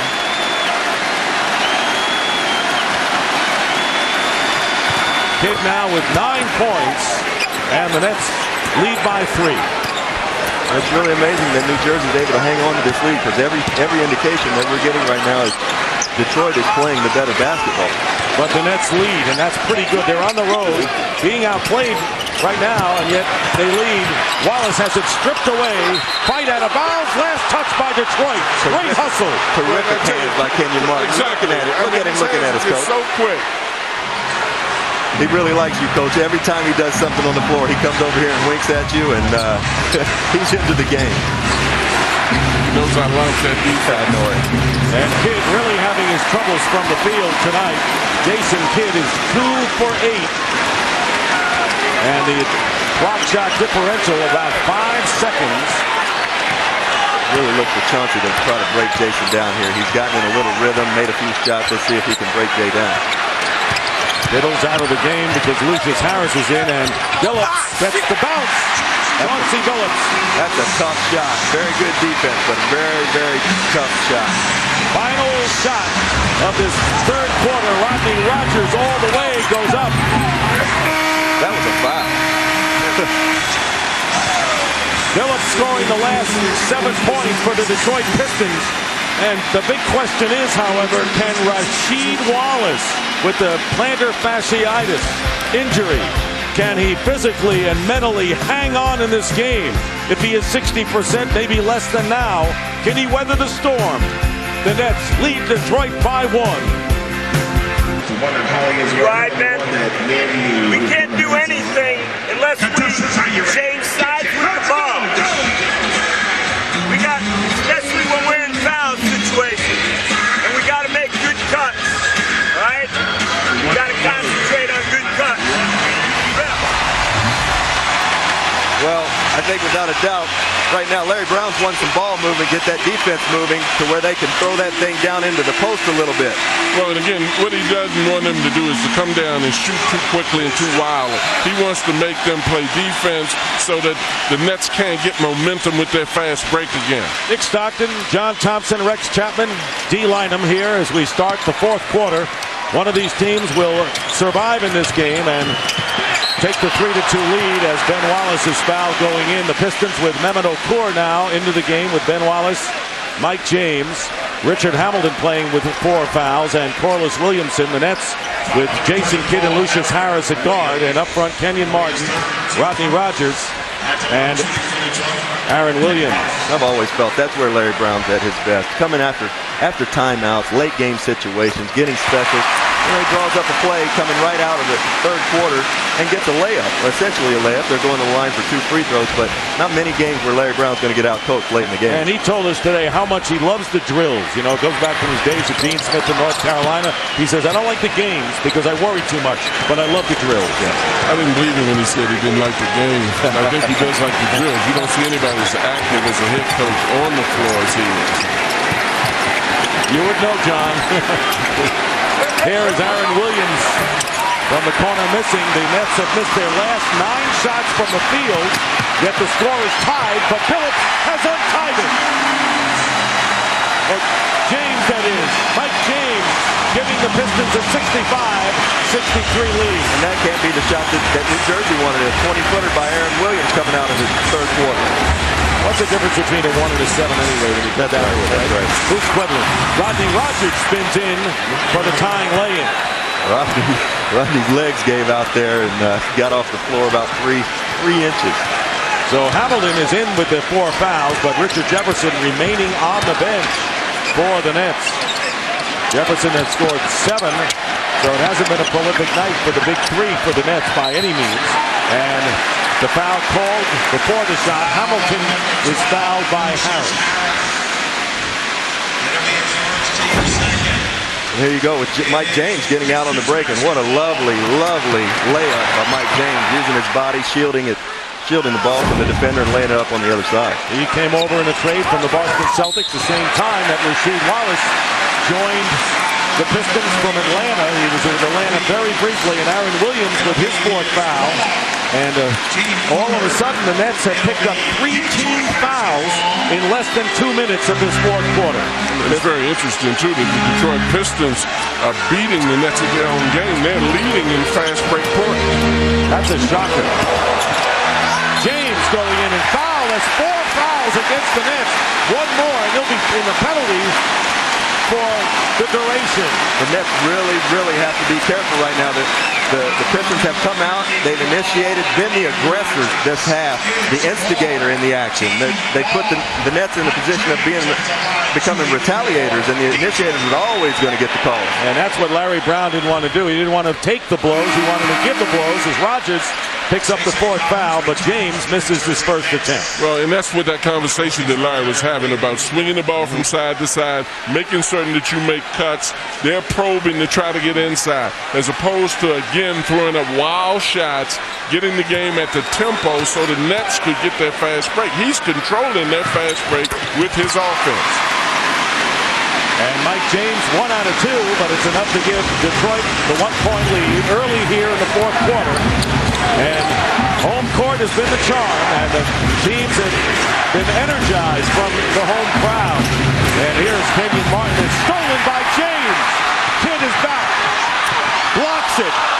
Jason Kidd with a brilliant timed block on Mike James. And Kenyon Martin at the other end misses. That would have been a big situation at both ends for New Jersey. Mike James is giving these guys incredible energy right now. And the shot from the baseline by Collins misses. What a play by Kidd. May not be scoring, but he does it in so many other ways. James ran through the play. Jason Kidd getting back, and looked like, I thought he was just going to wrap him up and try to foul and put him on the line and make him earn the free throws. It was a great block. You know, I spoke with Jason this morning, and obviously he wanted to come in here and blow these guys out today, but he said realistically, I hope we're in a position where at the end of the game, we can put ourselves in position to win it, grinding out a game in the 4th. Obviously more than just this morning, considering how he shot in the last game. Here's Harris for 3, and he's got it. Lucius Harris silences the crowd and gives the Nets the lead by 2. That's a veteran making a big shot. And you talk so much about the fast break of the Nets, but when they get in their half-court sets, their advantage is Jason Kidd, because he settles them down and makes them work for a good shot. Hamilton trying to get the foul, if not the basket, gets neither, but it comes out to Detroit, and James is banged and hit. So now, with 9:15 remaining in the 4th, the Nets are in the penalty. That's crucial there, but that's a bad luck play. That's a crazy bounce of the ball. The Nets played very good defense, and I like the fact that Lawrence Frank has gone with Lucius Harris. Not the greatest defender in the world, but a very smart player to match up with Richard Hamilton. There's Lawrence Frank, who never played in the NBA, cut by his high school the team 3 times. Never been a head coach on any level. At 33 years of age, has said the right things during the back and forth between games. Won his first 13, and the players are a believer of young Lawrence Frank. And it's tied at 68. And this crowd into the game, they would like to see the Pistons rebound from those 2 lethargic efforts in New Jersey and take the lead in the series. Pistons look like they're in a zone right now. They're gone zone again. Well, Harris trying to get into a 3-point shooting zone. Comes up empty. Here's Wallace. James has been a weapon. Williamson on the drive on the baseline. Nothing doing.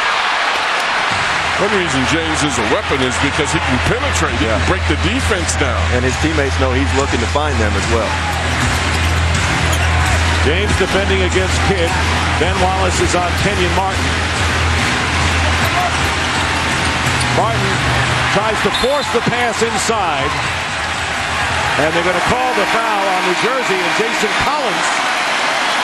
Kenyon Martin. 4 on him. Kenyon Martin needs to shoot the basketball. He's made 2 very poor turnovers in the last 3 minutes just by not being aggressive and going toward the basket. And the intensity of a playoff when you're all tied at 2 in the critical 5th game. Just look at their faces. Speaks volumes. If you look at all the teams across the league this year in the playoffs, it's pretty much the home court is very important. And Miami, they're in the second round just because of the home court advantage. And we were joking that if Miami had home court advantage throughout the playoffs, they might win an NBA championship because they play so well at home. This postseason, the highest home win percentage in 14 years. And he talked about Miami to Richard Jefferson. They finished 1 game ahead of New Orleans, and that 1 game gave them a home court advantage. They won Game 7 at home. Well, they're unbelievable at home. Finally, the 2 series out west, the teams broke through on the road. Nobody's done that so far in the East. And New Jersey was first in the Atlantic Division. Detroit was second in the Central behind Indiana. But the Pistons have home court advantage over the Nets because they won 7 more games in the regular season than New Jersey. The foul story, Collins, Jefferson, Rogers, and Williams with 4. And Ben Wallace, 1 out of 2. And now they're going to call Mehmet Okur with the foul. That's a young player getting a call like that. If Ben Wallace would have done that, I don't think any chance he'd have gotten called for a foul just then. You have to be real careful about your fouling right now because your defense is just as important in terms of doing foolish things as your offense and turning it over. Look how Detroit is extending their defense right here. And there's no Jason Kidd in the game. I'd be extending my defense too. So obviously a little traps also. And the reach-in foul against Ben Wallace. Only the 2nd team foul against Detroit and only the 2nd personal against Ben. Detroit needs to be kind of careful here. That's great defense, and they got to feel like they're right on the verge of creating a turnover. Just let it go. Play your defense just like you've been playing. Nearly 4 minutes have gone by. 4th quarter. Richard Jefferson back in the game with 4 fouls, and the ball knocked away, and they'll call another Detroit foul. As you see, Ben Wallace here with the aggressive trap. Just a little reach in. I don't know about that foul. Maybe they've got a valid point, but still, you got to keep those emotions in check right now and try to get through this game. And Mike James picks up the foul. So Ben Wallace and Mike James, 2 quick ones. 3 team fouls now on Detroit. Before you know it, this keeps up. Even the Nets will have a lot of time with the penalty. Kenyon Martin makes the first, his 20th point of the game. I think one of the reasons the Pistons are so aggressive right now is, as you've indicated, the fact that Jason Kidd is sitting on the bench. It's a normal tendency to test these other guys with the Nets because they depend so heavily on him to handle the ball. And Rasheed Wallace gets a hand as he comes back in the game, replacing Mehmet Okur. Wallace tonight has 8 points and 5 rebounds. He is at 4 of 8 from the field, and the 2nd free throw by Martin is missed. So the Nets were up by 1 when Rasheed went to the bench, and when they come back, we're even. Well, we should keep an eye on Rasheed right here because this is the worst time in the world for that injury that he's got. Ben Wallace draws the foul. Jason Collins called for the personal, and Ben will go to the line to shoot 2. And Ben Wallace so far in the game is 2 of 5 from the line, and that's 5 personals on Collins. The thing you have to like about Ben Wallace, now he got upset about that call, and maybe rightfully so. But a lot of players, when they get upset, still focus on the officials and don't play hard. He made 2 great hustle plays after Good that. point. And why wouldn't you have a good point, John? and what went unnoticed there is that Rasheed Wallace, that's where he's so underrated. He's standing up at the three-point line at 7 feet tall, able to see over the defense and pinpoint the pass to Ben Wallace underneath the bucket. Rodney Rogers comes in. Jason Collins goes out with 5. 1 out of 2 for Ben Wallace. And Ben's about a 54% shooter, and I believe he just went 2 for 4. That's about right, by my math. Very good, Greg. Boy, in Kentucky, they taught math to a high degree. Great runner by Richard Jefferson. 9 points. His time limited because of the foul trouble, and the Nets regain the lead by 1. But Jefferson certainly is having an impact since he came in, because he's attacking the glass very much so. And that's what he did when he scored 30 in Game 3. Great feed, Hamilton to Ben Wallace. Rip Hamilton is having a great game with 10 assists, 11 points, a double-double for the Ripper. And that's one of their go-to plays. I believe they call that elbow 2. And that's to get Rip Hamilton on the back screen and then get him coming off to where he can shoot the ball and make a play just like that. And Harris goes up, the shot blocked, and now the foul called. And Rasheed has to walk away from the play. He is not the victim of the foul. Ben Wallace is with his 3rd, but now that's the 4th team foul against Detroit. No, he's not the victim of the foul, but as you see here, this is the call that the former defensive player of the year has to get going for himself. That's a tough call to go against a great defensive player like Ben Wallace on a midget guard. Totally agree with you. And as Larry Brown said today, those type of plays get Rasheed Wallace more fired up than any plays is when he feels like an injustice has been done to one of his teammates. And Ben has a good case there. I believe so.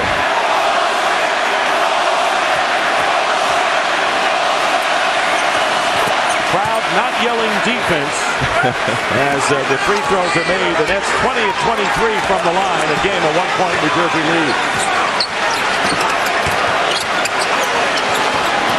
Nearly halfway through this pivotal 4th quarter. The 3-point basket by Billups. His 2nd of the game. The thing you want to be impressed with is Hamilton's making plays right now. Detroit with the lead by 2, and Lawrence Frank wants to talk it over. Well, we have had 4 games in which the winner has won by at least 15 points. No game is wound up close. I think it's going to change tonight.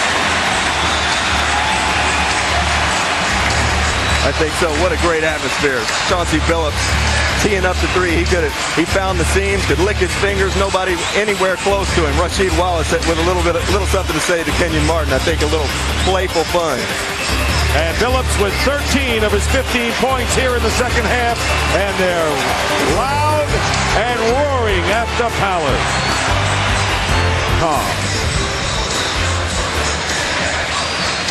Human life means nothing to these people. There's an active cell in place. I know about the subways. Juliana Margulies, Dylan McDermott. Our cell versus their cell. I like it. The Grid, coming this July exclusively on TNT. Well, we started with talking about will Prince, Billups, and Rasheed Wallace step up, and they have. I think without a doubt. Tayshaun Prince has done it in his time, so has Chauncey Billups, but I don't think you can discount the effort that Rasheed Wallace has had on this game emotionally. Spiritually, that has been a big part of this team tonight. And Rasheed Wallace leading the way. We have had 7 lead changes this quarter. John, what are you going to say now? That's a new one. That's the first time I've ever heard Rasheed Wallace's name associated with spiritual leadership. That's how much he has improved as a person. Well, I love him as a player. Well, I just never heard that association. I know you use that with your players many times at Georgetown. At the wall. Traveling called against Jefferson. You're right.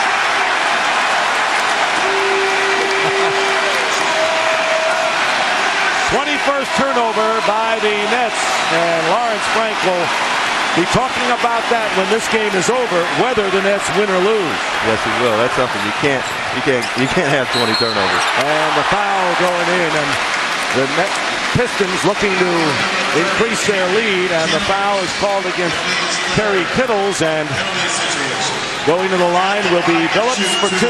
Chauncey Billups coming alive, had a very slow start, Rex, in this game, but has turned it on. He has 11 of his 15 points since the first quarter. He's played a very solid game.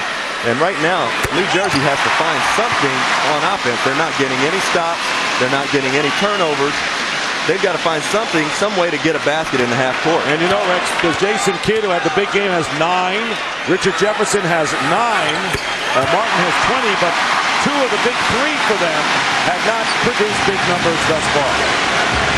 Well, one of the reasons is that Bradley showed with the guys scoring. If you want to stop them from running, you got to make baskets. Matching their biggest lead of the game for Detroit, Kittles cuts it to 1 all of a sudden. Whenever the Nets have needed the big basket tonight, Kittles has been there. 17 points, 3 threes. And that's big. And you know, they're trying to get Rasheed Wallace in the 2-man game, in the pick and roll. Jason spun baseline, and what a find. Kidd defending Hamilton, 8 on the clock. Long 3 by Billups. And the foul called against New Jersey. Loose ball foul, and that'll be Rogers' 5th. So Rogers and Collins each with 5. I don't like that call.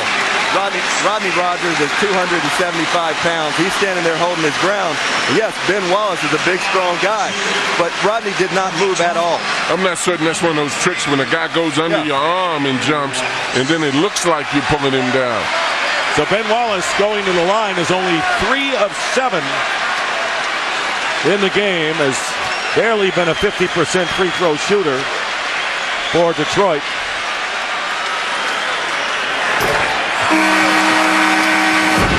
And here you see Rodney Rogers turns, gets the box out in. He's just standing. I don't like it, coach. I don't like it. Ben Wallace is a pretty shrewd guy. Yes, he is. That's comparable to flopping in the guard position. That's a flop right there. There are many ways to skin a cat. Wallace misses both free throws. Let's see if Jason Kidd in New Jersey tries to get Rasheed Wallace in another side pick and roll. Nets looking to regain the lead with under 5.5 minutes to go in the 4th. This is Jason Kidd's time of the game, though. This guy will control this ball most of the time. Here is Jefferson working his way in the lane, trying to draw the foul, and does. Both teams in the penalty, and Jefferson will go to the line. Hit in the act of shooting. Ben Wallace, number 4. Now, this is one heck of an aggressive move right here. I'd love to see him do this again and show us what he did.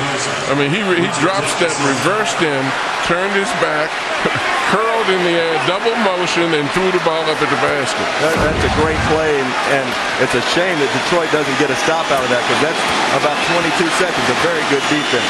And I tell you what, it's the kind of play that if you don't get the foul, the coach asks you, what the heck are you doing, son? And he doesn't say heck either. Yeah. What does he say, John? That's where you can't answer me now, right? That's exactly right. You'll have to answer that, Coach. I wouldn't know what you're talking about there. Big day for Richard Jefferson as he was named to the Team USA to play in the Olympics this August. And Jefferson misses the second free throw, and pushing it up is Billups. And Kittles puts him to an end there, and a timeout called by Larry Brown. Wants to talk it over, and in this series, we have had one team or the other impose its will. Not tonight. Right now, we're tied at 77 with a little more than 5 minutes remaining. The Sacramento Kings took Game 1, and they took Game 4 in this best-of-7 against Minnesota. The Timberwolves have taken the middle 2 games, and now it is time for Game 5. It's next on TNT. Pivotal Game 5. Dick? And that's what we have here, Ernie, a pivotal Game 5 as we welcome you back to the Palace of Auburn Hills. And a 2-2 game and a tie at 77. And it's time for Fast on Their Feet, presented by Lamisil. You got Jason Kidd in a pick and roll. He fakes it going over the top, takes it baseline. And the beautiful part about this play is he draws every Pistons defender to him, and he never once thought about finishing that shot for himself and finds Kittles. There are two guys that you've got to watch out for right now. One being Jason Kidd, who thrives on this time of the game, and the other being Larry Brown. Because Larry Brown, as much as he said he liked practices more, he loves this time of the game. Coach, I'd be very, very surprised, as I was going to say, very surprised if most of the offense, unless it's in transition for the Detroit Pistons, doesn't go through Richard Hamilton. He's been in such a groove, such a good rhythm that they need to go to him. And obviously, Larry Brown loves coaching. John, he wouldn't be in it. You know, I mean, I know that, but he worries. He does worry a lot. Well, and he said he loved that aspect of it, of practice. And every coach likes that because that's a teaching situation. But he also loves right now when the score is tied and it's 4 minutes and 45 seconds to go. This is his time of game. Not to see Jason Collins throw up the air ball. You know, it's interesting that the fast break points favored the Nets by 46 in the series coming in. And tonight, the Pistons have the edge by 1. Nets have only 2 on the break, thanks to the fact that the Pistons are protecting the ball and the Nets are not. Absolutely, and that's what has happened. If you want a team to run against you, throw up bad shots or be careless with the ball when you pass it. Detroit has taken care of the ball, and that's countered their break. Hamilton trying to get the foul. Rasheed Wallace, the basket counts in the foul. And the Detroit Pistons hanging in there on the grit of Rasheed Wallace playing with the injured left foot. And I love the fact that Larry Brown's going to Richard Hamilton. He's been in a great groove. But how about Rasheed Wallace? He's playing on all heart right now, Coach, because that foot has got to be killing him. Well, absolutely. And he's not getting involved excessively in a lot of emotions out here other than just playing. Kenyon Martin picking up his 4th foul, and Rasheed Wallace with the three-point play has 11 points in 34 minutes with that bad foot. And a 3-point Detroit lead as the Pistons fans hoping this is not the last home game of the year. And a foul called on Billups against Kidd, and both teams, of course, have been in the penalties. And this is a heady play by Richard Jefferson. This is a flop, no question about it. Watch this. Oh, wow. That's a flop. And you know what? It was so blatant that he did it right in front of the official. It catches the official off guard, and 2 shots for Richard Jefferson. How can a little guy like that knock Richardson down so easily? Well, you know, Chauncey's built a little bit. He's pretty built, but that was a flop. Yeah, right.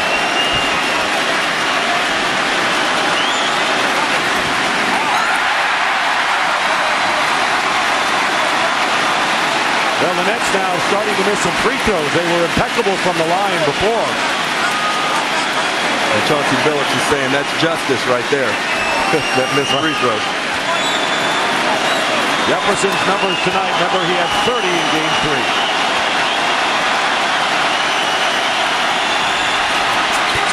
3. 1 out of 2. The lead is 2 for Detroit. I still think they got to go to Richard Hamilton, get him involved. He's creating a lot of offense for them. Tayshaun Prince with a big first half has not done much in the scoring department since that first half. Billups getting it out of Rasheed Wallace, knocked away, but 7 on the clock. Here's Hamilton with the jumper. And the rebound taken down by Terry Kittle. Martin, foul. And that's the kind of foul, and it was Rasheed Wallace, bad foot and all, that challenged Kenyon Martin driving. And the beautiful thing about that Nets fast break is that Jefferson was out there. When he did not have it, he gave it immediately back to Kidd. This is Martin attacking the basket and probing for a foul. He's just not ducking. You've got to be willing to take the hit, the contact, if you want the foul. A lot of times guys fade, they come up with nothing. Just like in football, Coach, you got to hit the guy. If you don't want to feel it, you got to hit him as hard as he's going to hit you.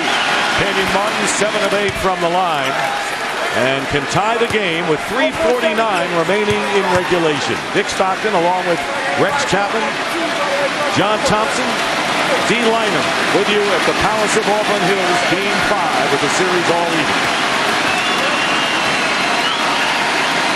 And the Timberwolves and the Kings to follow. Martin makes them both. We've had 14 ties in this game, 17 lead changes, nothing like the previous 4. We need to keep an eye on Tayshaun Prince as well. He's been very quiet this half. Yes, he has. And Hamilton tried to get it. Hamilton gets it back. And the whistle, pushing foul called against New Jersey. Two-shot situation, of course. Martin with 5. Kenyon Martin with 22 points, leading scorer for the Nets, is one away from fouling out. That'll be a big loss. He's got to be very careful because they're going to need him these last few minutes.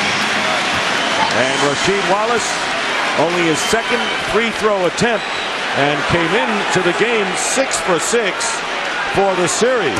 The good news is he hasn't missed any free throws. The bad news, he doesn't get to try many. Rasheed's not a high-volume free throw guy, but still very much more effective as he's been tonight when he'll go down and put his back to the basket.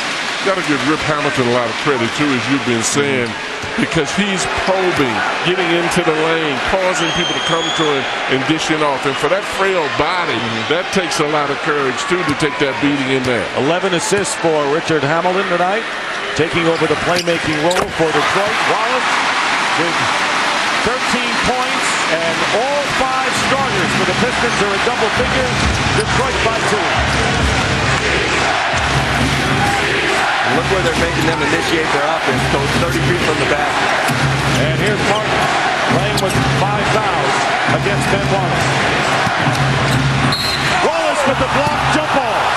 That's smothered chicken right there. Smothered chicken. Woo! I think Ben Wallace thought he was going to get called for a foul here for a second. But just great defense. Got Kenyon Martin all the way behind the goal. 3:13 on the clock, John. I don't think Ben Wallace was the only one. This crowd, the way they reacted, they thought he was called for a foul too, but it was a very good call. It's the heavyweight jump ball here. 3rd block of the game for Ben Wallace. 2 very quick jumping guys. Tip controlled by Phillips. Phillips, foul. And hit in the face was Chauncey Phillips. And Mike Adenauer, the trainer, will go over the 10 to the point guard, who is bending over with a hand in the face. And no excuse.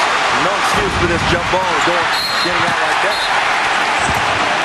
That's a good foul by Jason Collins. And he's fouled out, though. Jason Collins has fouled out of the game, scoring 4 points.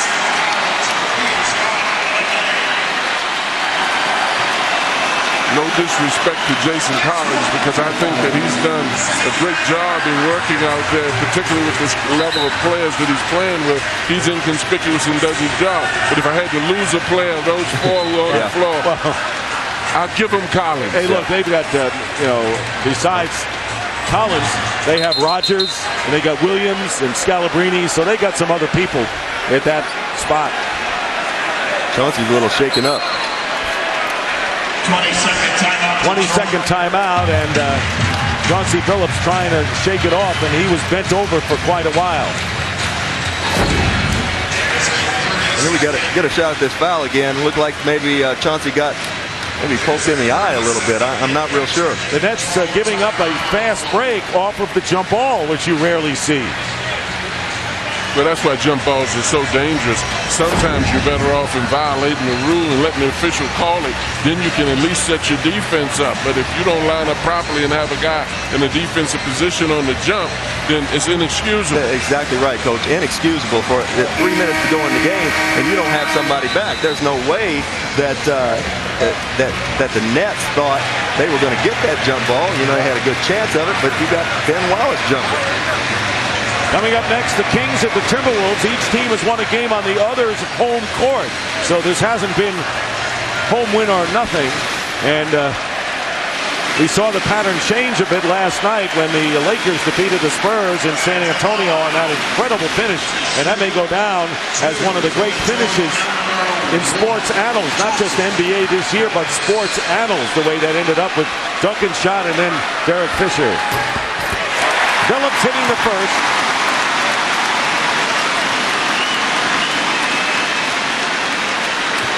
Pistons 12 of 18 from the line in this 4th quarter alone.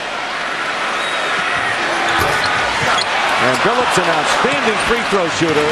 Can't make two, but it's an 83-80 Detroit lead with 3 minutes remaining in regulation. Got to pull the trigger on that one. Phillips with a steal. 2-on-1. Phillips. Oh. And Tayshaun Prince loses the fight to Aaron Williams. Big opportunity for Detroit there. I thought Chauncey should have thrown that ball up toward the rim and let the big fella flush it home. He was ahead of him. You were absolutely correct. I thought he was going to do it. And Jefferson being shadowed by Tayshaun Prince. Here is Williams at the free throw line. Martin tips it in. Oh, no basket. Offensive foul. New Jersey. Kenyon Martin fouled out. Yes, he did. That's big. That is huge.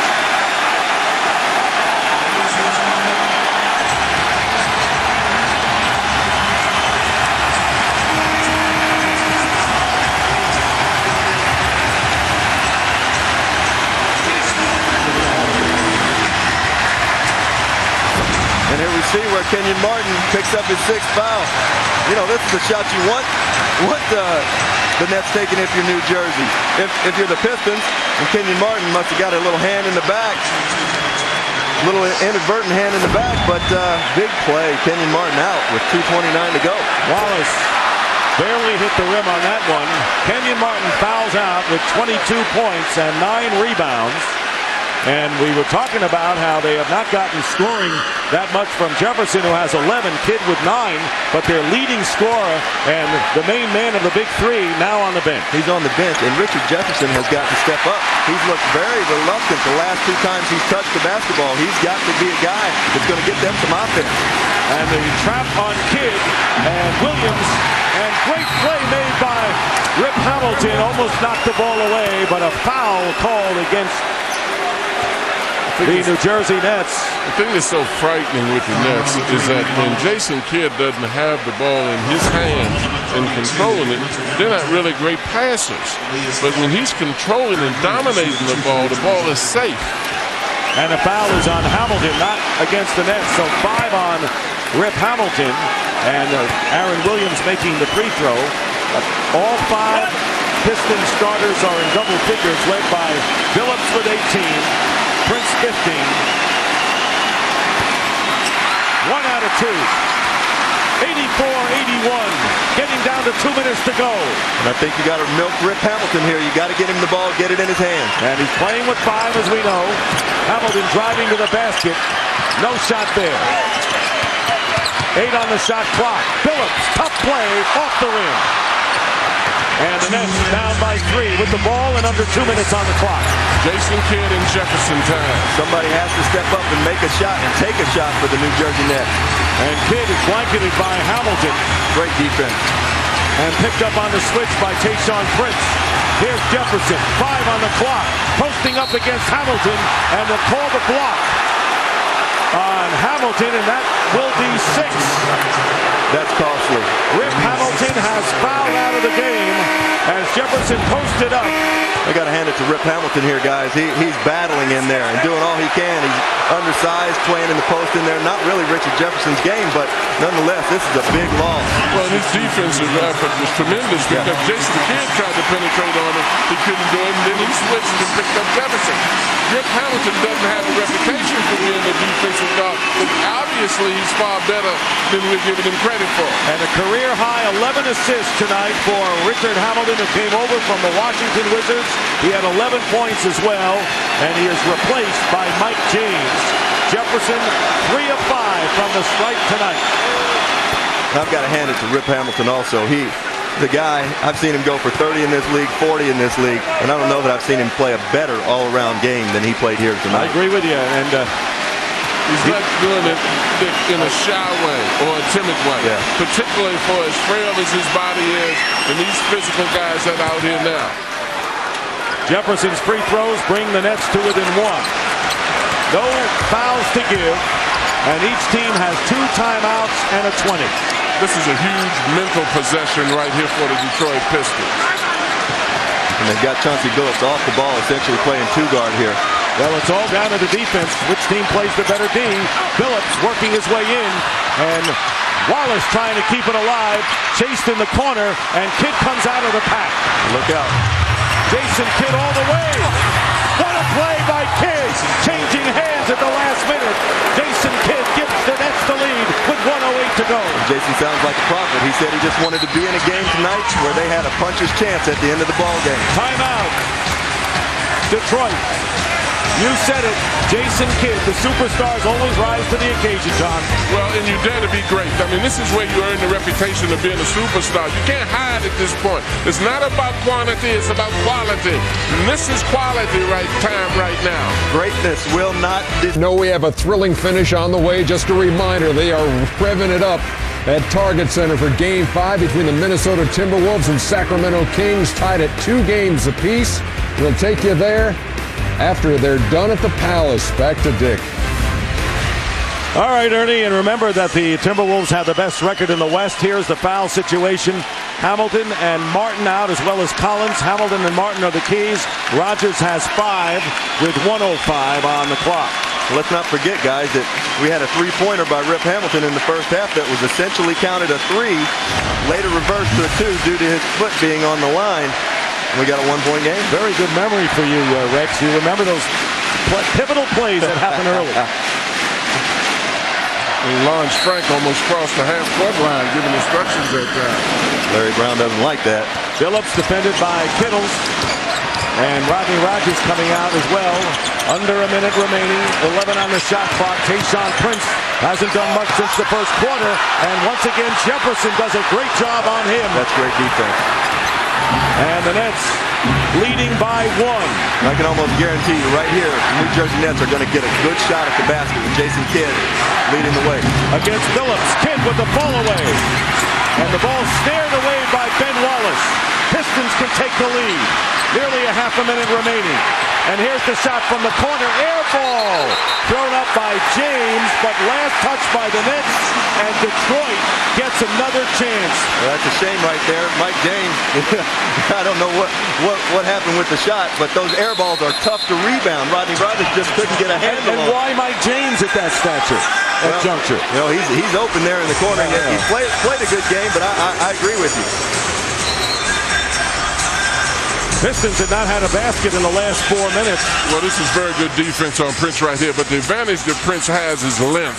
Anytime you see a big guy like that up, he can at least get his shot off. It was not a shot that was made, but that was very good defense in playing a guy that was much taller and much longer that time. 16 seconds left on the shot clock, 27 seconds in the fourth quarter, and it's the Nets who have the lead. Who will... They are just minutes away from the tip at Target Center in Minneapolis. The Timberwolves and Sacramento Kings tied up at 2 games apiece. This one is huge. Game 5 in the best of 7. It comes your way after the Nets and the Pistons. Back to Dick in the game. Thank you, Ernie. And, you know, the officials know well about the pressure of the playoffs, but they have a good time as well. Let's listen in. Any technical fouls? We have no technical fouls, okay? Let's just keep working the way we've been working. Or like buckle up and finish this ride. Yeah. Buckle up, and that's what it's been. And we got to buckle up too here. Dick Bavetta is one of the best. Yep. As I see right here, Lindsey Hunter's come into the game. He's going to shoulder the ball handling responsibilities, and I really look for Chauncey Billups to get a live ball somehow. Detroit just has a 20-second timeout remaining. Billups off balance. Wallace tried to keep it alive. And Detroit did not get off their last 3 shots as solid shots at all. Well, you kind of knew that Chauncey Billups was going to be the guy out there that was going to try to get something. I don't know that I like that. The shot that he got, Coach. It was a little rushed. Well, and I would have loved for Rasheed Wallace for the same reason I said with Prince. His length gets him a clear shot as opposed to a fading in an aggressiveness. Pistons have missed their last 10 shots. And Kidd is on the line with 16.8, a 1-point game. Remember, there's only a 20-second timeout left for the Nets. And if Kidd makes them both, the Pistons will be down by 3.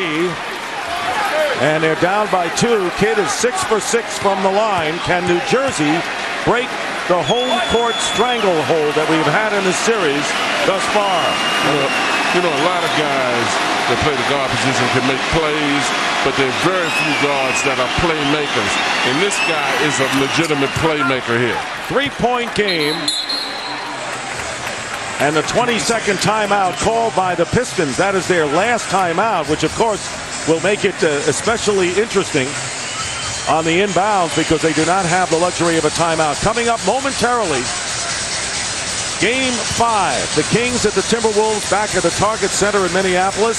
And Minnesota has won a game at Sacramento. Sacramento has won one game, but Minnesota has home court advantage throughout the West. Big one coming up. It's a big one, that's for sure. And we'll see if Minnesota can't bounce back from a very, very lackluster effort in Game 4. Minnesota, let me tell you something. After looking at that L.A. game yesterday with San Antonio, we better not go anywhere. This thing may not be over. You're right now. You're absolutely right.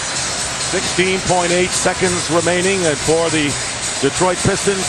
Rip Hamilton has fouled out of the game.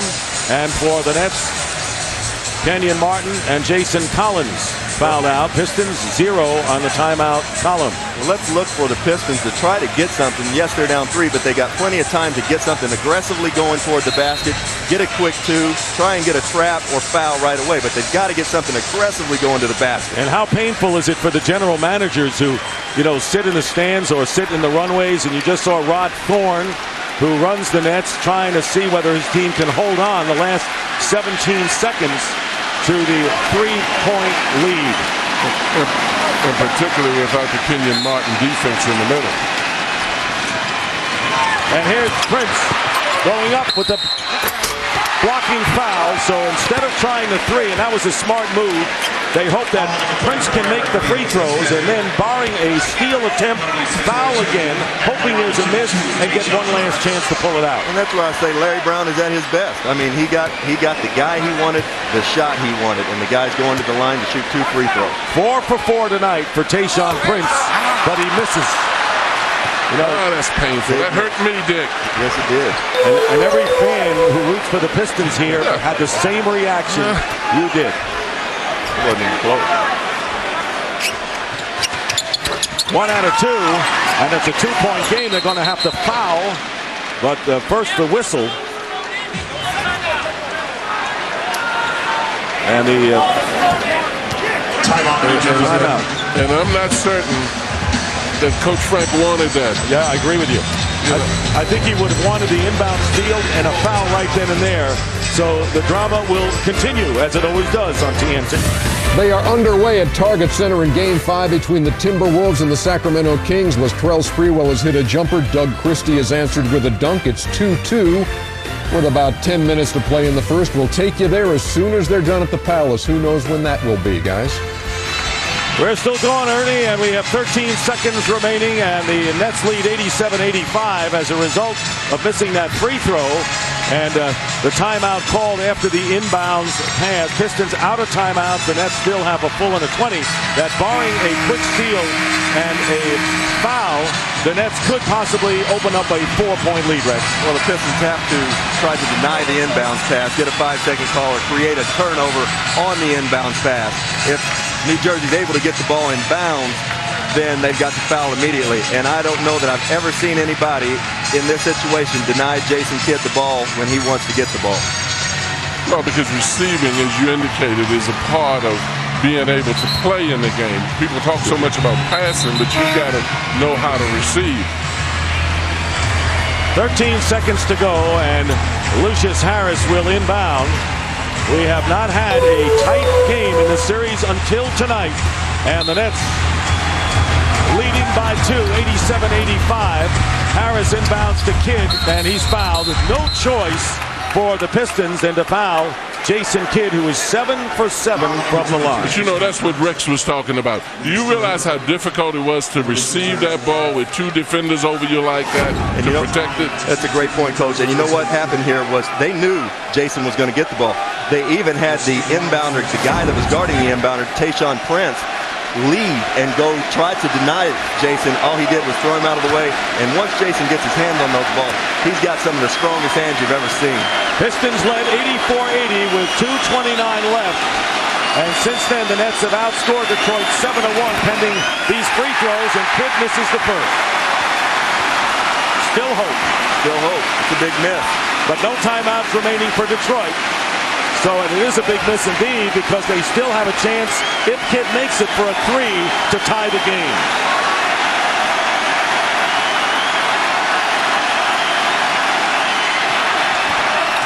He misses both. He missed both of them. They got to go. Get something going to the basket. 87-85. And Phillips, what a block! Blocked by Richard Jefferson with 2.9. And now Sean Corbin raises his hand. There's a foul. There's a foul on Detroit, and the Nets look like they're going to hold on. Richard Jefferson with a great block. That is unbelievable. This game is tied up, possibly going to overtime, and get that shot out of here. The play of the game with Phillips looking to tie the game, and Richard Jefferson coming out of nowhere to swat it away. He had to duck his head to keep hitting on the backboard. Well, and the thing that he did that was so significant that the great Bill Russell could do is that he went up in the air and avoided putting his body on him and reached over and blocked the shot. But how about this? Make a free throw, guys. Now the problem is no timeouts left for Detroit, so 2.9. If you think they had to get it up in a hurry last time, what about now? Well, I mean, this is an eternity compared to what the Lakers did last night. All right. 3.9, come on. Anything is possible. And the lead is 88-85. Got to get a 3 up. Pistons need a 3, and they have just under 3 seconds to do it. Here's Chauncey Phillips. Here it is. He's got it. He's got it. Chauncey Phillips hits the 3. Overtime. Amazing.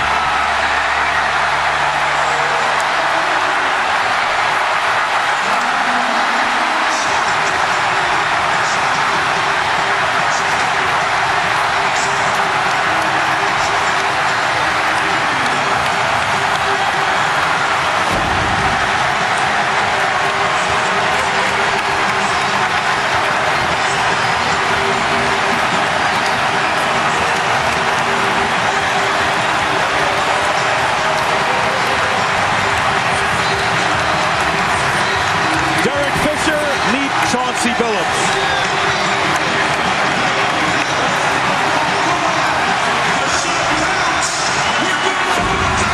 No, that's way too good a look. I said to you, coach, as he crossed half court, that's a good look right there. They had too much time. That's a good look right there. Kerry Kittles has got to get up on him and at least make him change direction. The debate will be is whether you should have fouled him on the dribble. And I don't know if they could have gotten to him in 2.9 either, but whatever it is, they are going crazy here at the Palace, and this is the exasperated look on the face of Lawrence Frank. Overtime, 88-88 in Game 5. Could you ask for more? Back at you from Studio A in Atlanta. They are in a timeout at Target Center. It's a 10-4 game. Doug Christie with 7 of Sacramento's 10 points. Kevin Garnett scoreless at this point. It's 10-4. We'll take you there. What did I say about after the Palace sometime? Who knows when that'll be? Dick? This is just an unbelievable shot, and it's too good a look. You cannot give a guy like Chauncey Phillips, who's made big shot after big shot after big shot in his career, that good a look. And he called it. I saw his lips. He called it. He said off the glass. Wow. And you know what set it all up was the fact that the Nets missed 3 out of 4 free throws in the last 12 seconds of regulation. And how interesting is this overtime going to be now? No Kenyon Martin and no Rip Hamilton. Kenyon Martin leading scorer with 22. Hamilton at 11. Phillips with 21. We're underway in overtime. 5-minute overtime session for both teams. Their first overtime in the playoffs. And the psychological edge has to go to the Pistons right now, just based on how they came back. And Prince fouled by Aaron Williams on the cut to the basket. You know, I just can't say enough about Larry Brown. I love the guy. I've known him for years. He recruited me in college. But why didn't you go there? I didn't like him that much. But, I mean, he comes out time after time after time and gets easy baskets after timeouts, easy baskets at the end of quarters. And it's just unbelievable to me that he's that good. And, you know, Aaron Williams just fouled out of the game. So Collins and Aaron Williams are both fouled out. Brian Scalabrine set to come into the game. So the Nets are depleted at the center position at this point. Well, Scalabrine will do a good job, but what you're losing now is a lot of your interior defense that you would have had, because really the Nets want to be aggressive outside, but you only can be aggressive if you've got the support in the back. Tayshaun Prince, 6 of 7 and 17 points, coming alive after struggling for 3 games. And look at the forlorn appearance on the net bench, because that took so much wind out of their sails. And you're so right, John. Detroit's got to feel really pumped up right now as they take a 90-88 lead. Well, the thing that the Nets have to do real quick is to get over it. That's like a dagger hitting you when a guy makes a shot like this. And you're going to see kids become far more aggressive. And on the floor and really hit hard and shake it up is Tayshaun Prince. Well, how about that? Guy gets hit right in the face, and he must have fouled Richard Jefferson with his face, because the foul was called on Tayshaun Prince. You end up on the floor and get the foul. He's just finding out now the foul's on me. I think he was taking a rest break. Lindsey Hunter in the backcourt with Chauncey Billups, the hero thus far. And will it stand up and the Pistons survive in overtime? Time to tell. Here's Kidd. Scalabrine. And a big basket. How about Scalabrine with 10 points tonight? And that's what I like about this kid. This kid is confident offensively, and he's extremely agile for a guy his size. Tied at 90. And I just got to say, Danny Ainge is out there watching. He's an ISTP brain type. And here is Scalabrine fouling Ben Wallace, who makes the basket. And a chance to open up a 3-point lead in the first minute of overtime. And like you said, Coach, they give up so much defensive interior presence with Collins out and with Aaron Williams out. They give up a lot of length. Well, see, and they're smart enough, the Pistons are smart enough to exploit the fact that he's not going to be able to guard him on the inside the way a Williams could or the way a Martin could. So they're going after this kid. Now, Ben Wallace has had a terrific game, but he has struggled at the line. Only 4 of 11 to go along with 16 points and 11 rebounds. Now 4 of 12. We'll talk about missed free throws, and Nets will be shaking their heads over that one. Here is Jefferson going in. Good feed from Rogers. And again, a tie at 92 with under 4 to play in OT. There's a great example of Jason Kidd being the pass that leads to the pass to the basket. You gotta like the fact that the Nets don't become conservative. Most teams become very conservative in overtime. Here's Hunter. Tayshaun Prince for 3. In and out, and the crowd grows, but there's Rasheed with the offensive rebound, and a new clock for Detroit. Scalabrine's got his hands full with Rasheed Wallace or Ben Wallace down there. Defensive side is where that could be pivotal, and they want to get the ball to Rasheed as they do. Scalabrine's just too little. This is a turnaround jump shot easy. And Rasheed Wallace, Rogers the rebound. I tell you, Scalabrine did a good job. He did a very good job, and I almost would have liked to have seen Rasheed fade away there. And Scalabrine defended by Rasheed Wallace as we approach 3 minutes to go in overtime. Richard Jefferson with a 3, and that gives the Nets a 3-point lead. How about these New Jersey Nets rallying around one another? And when you're on the road like this, it's you against the world. Hey, this is an unflappable team. They've proven that during the year and during the playoffs, especially after the first 2 losses here. Well, and the fact that these guys have won before, too, they're accustomed to winning. Tayshaun Prince missing, and a 3-point lead into the hands of Jason Kidd. Allowed to get a layup, didn't get back.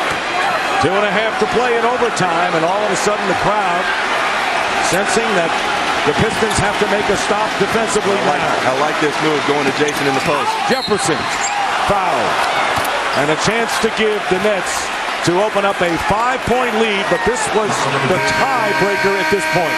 Scalabrine to Jason, and who's guarding Richard Hamilton? Tayshaun Prince has got to close out a little bit better on Tayshaun, get a hand in his face. Ben Wallace is fouled out of the game.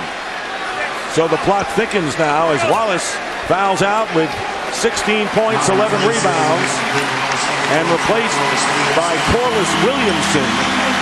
So the Pistons go a bit small right now, but they know that some of the big people on the Nets have fouled out.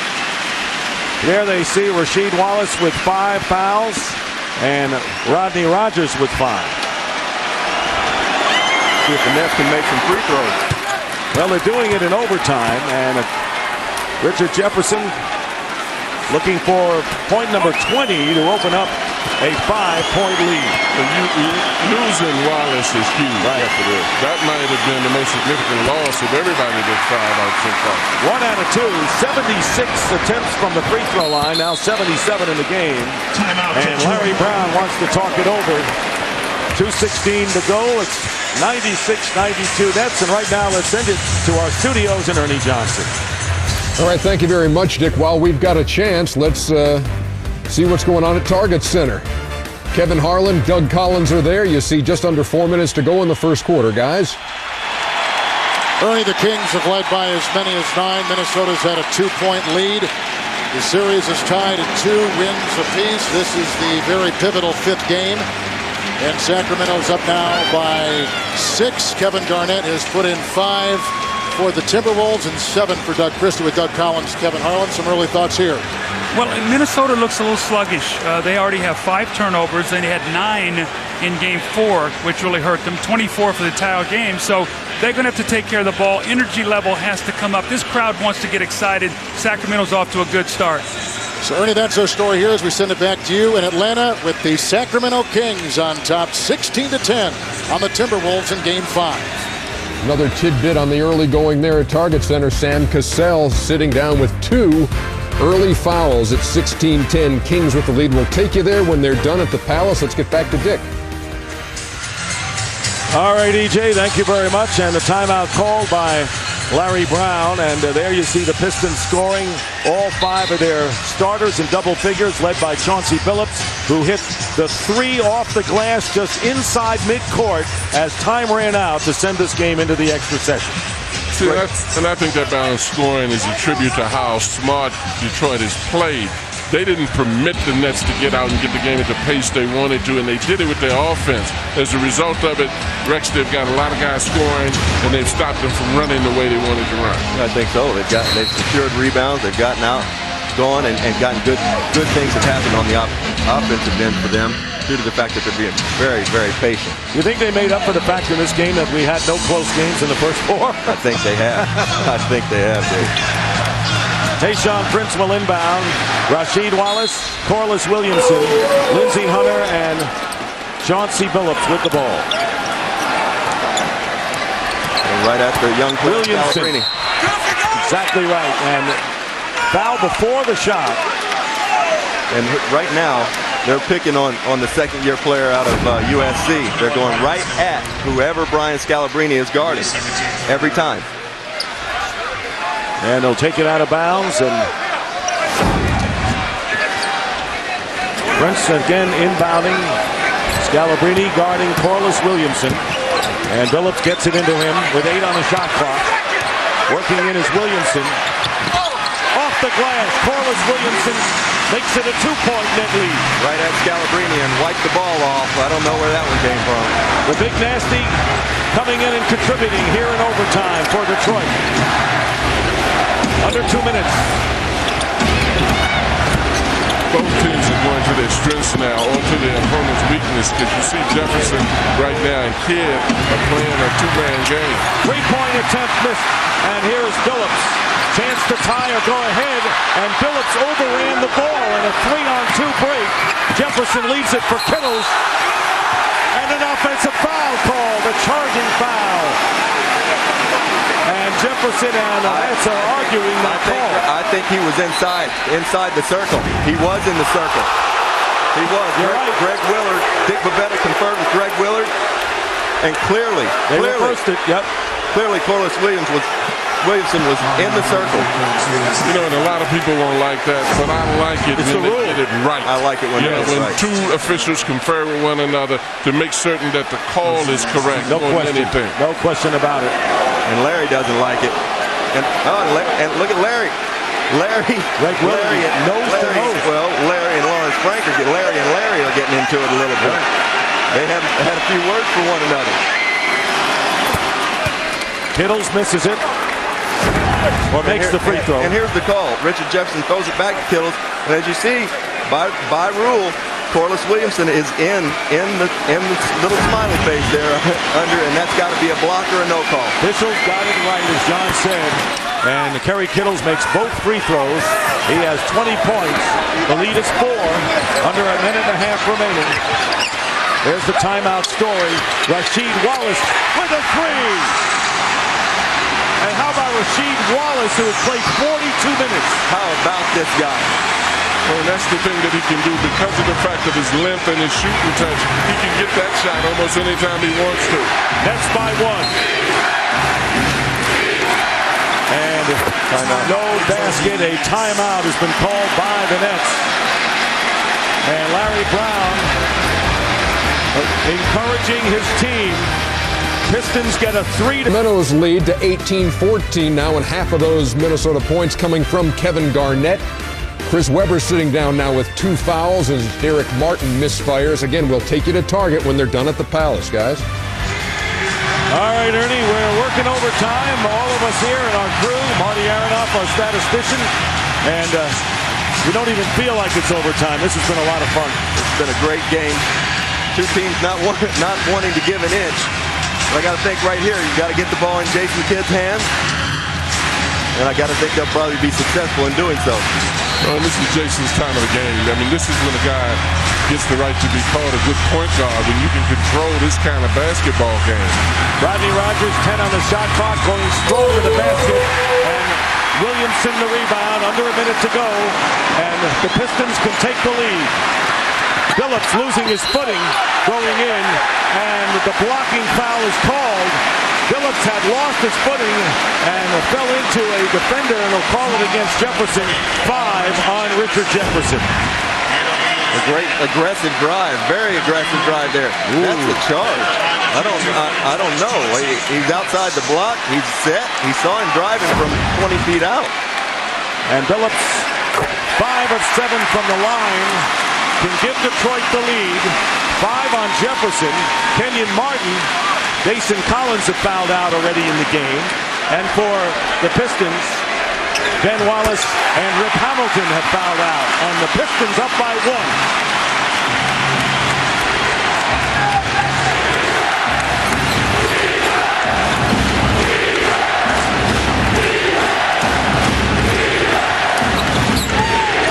Hunter all over Kidd and Jefferson in the corner. 5 on the shot clock. Prince against Jefferson. Falls down, and the foul called against Tayshaun Prince. And he's beside himself. Well, that's a veteran move by Richard Jefferson right there. Very heady play for the third-year player. I mean, the shot clock's running down. Richard Jefferson is not really a post-up player. He's got a much frailer, more frail defender on him. And Richard flopped and got away with it. Neither team had a foul to give, so Jefferson will go to the line, and he can give the Nets the lead if he makes 2. He's 6 of 9 tonight. If he makes 2, they've struggled at the line.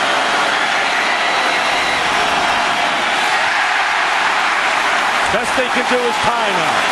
Well, this is when you start to talk about home court advantage, because the crowd definitely becomes a factor in this right now.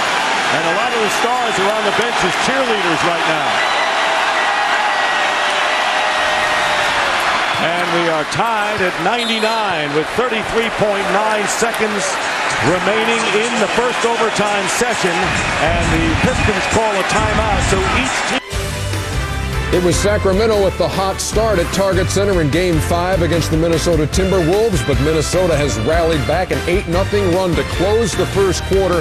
It is 18-18. We will take you to Target when they're done at the Palace. Ernie is like giving the election returns from Minnesota, every few minutes, because this game is gone. The remainder of this series, Game 6 Sunday at New Jersey on TNT beginning at 8 o'clock. If there's a Game 7 Thursday here at the Palace, time to be determined. Tied at 99 in the past 24 hours, Rex. We've had 2 of the best Game 5s in NBA history, I got to think. I think so, too. And this is no slap at Lawrence Frank. Great young coach, but this is where Larry Brown is at his best, and he's been through these wars a million times. Prince inbounding to Phillips. Every play huge, of course. Here is Rasheed Wallace short. Kittles the rebound, and the differential of about 2.5 seconds. They can virtually milk it, Dick, and I believe that's what they'll do. Jason Kidd will be sure they get the last shot of this overtime. Oh, Lindsey Hunter. Jason's got to be quick out there. Kidd with 4 on the shot clock, and the taller Prince is on him. They're not going to get it off. That's an awful mistake by Jason. He got trapped with Tayshaun Prince, the bigger man, and he had nowhere to go with him and had to throw him cross court. He's got to go ahead and shoot that ball. He's got to get it in the lane and find a way to get that thing up to the rim. Just a horrible possession. Timeout, Detroit. You won't see Jason make this mistake too often, but right here, he's just got to get in the lane. Can't pick his dribble up. He's got to get in the lane and get a shot up. There's no excuse for that. And they're going to reset the clock to 2.3 seconds. The timeout called by Detroit. They'll get it at midcourt another time. 2 Game 5s going on, both of them tied. Minnesota and Sacramento just starting the second quarter at 18 apiece, and you've been watching this stuff at Detroit. Let's go back to the Nets and Pistons. Dick. All right, Ernie, and the Pistons have used their last timeout of this first overtime period. The Nets still have 1 left, and Tayshaun Prince with 2.3 will inbound. Here's Billups. Billups again, short. And we go to a second overtime here at the Palace of Auburn Hills with Detroit and New Jersey tied at 99. And this is just a play by Jason Kidd. Just shows you one of the headier players in the game can lose his head sometimes. He has to get a shot up at the rim in this possession, and he did not. Ernie Johnson back at you from Studio A. Minnesota has taken a 24-20 lead over Sacramento. This game is game 2 of our doubleheader, but right now it is on NBA TV. If you want to watch Sacramento and Minnesota, it's on NBA TV. We're heading to double overtime between the Nets and the Pistons here on TNT. All right, Ernie, thank you very much. Doing a great job keeping an eye on that game out there, and we'll join it as soon as we get done here, whatever day that is, because we're going into the second overtime, tied at 99. Despite the hot start by each team shooting, they were both 39% coming into this game. New Jersey's 40%, Detroit's 39%. Right where we are. Tip again controlled by the Pistons. Second 5-minute overtime session. Dick Stockton, Rex Chapman, John Thompson, D. Lynott. And Tayshaun Prince couldn't control it, loses it out of bounds. This is a crazy game, and both of these teams have had their chances to knock the other one out, and neither one seems to be able to do it. Tayshaun Prince went to every referee and said he had 5 fouls. Does he have 5 fouls? Yes. Yeah, and he went to, that's a very smart thing to do, just to make him conscious of it. Jason Kidd for 3, and Rasheed Wallace, who has played 44 minutes tonight with the injured foot that is painful. And I was really surprised at the end of the first overtime that they didn't go right there, right into Rasheed Wallace. It's Scalabrine defending him and committing the foul. And here we go.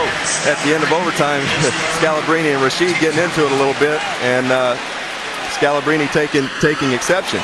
But as you see here, Brian Scalabrine is going to have a tough time keeping Rasheed Wallace from getting the ball. And Rasheed's got to be careful, because that's not a fair exchange if both of them get thrown out. The Pistons really need him right now. He can't afford to get involved in fools. Three-point attempt by Billups, and the rebound by Rogers. Nets have Kenyon Martin, Jason Collins, and Aaron Williams have fouled out. Pistons with Ben Wallace and Richard Hamilton gone, and Tayshaun Prince and Rasheed Wallace each with 5.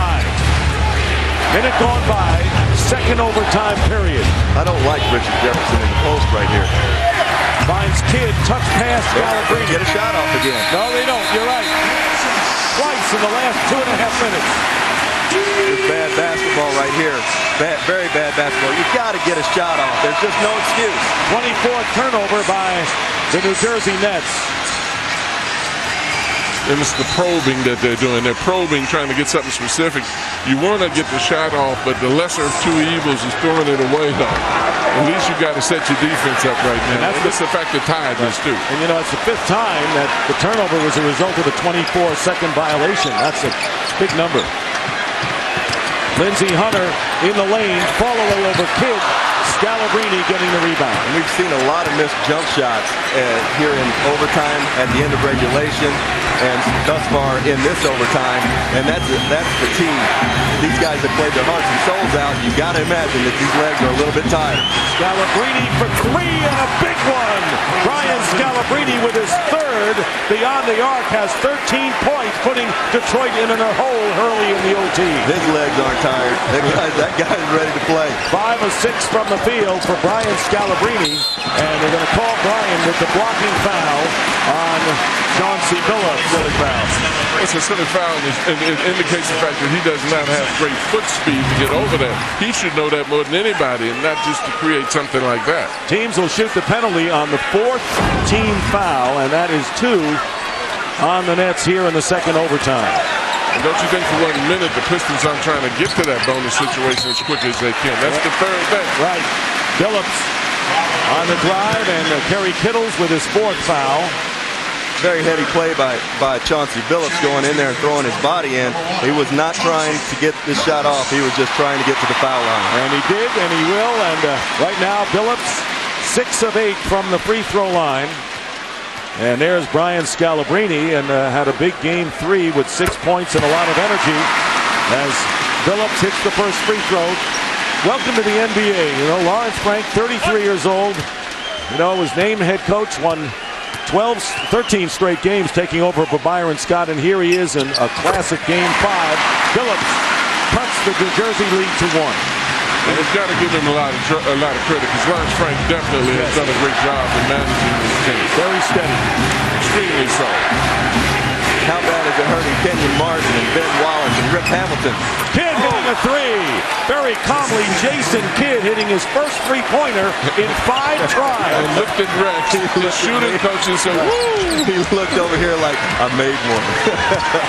And driving his Billups with the lay-in, getting 2.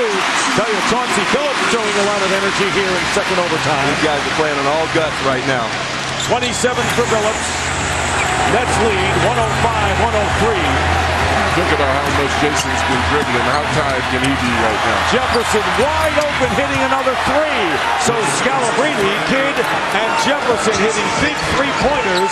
And the Nets are up by 5 as we get close to 2 minutes remaining in the overtime. Larry was wanting a timeout, and Chauncey was not hearing him.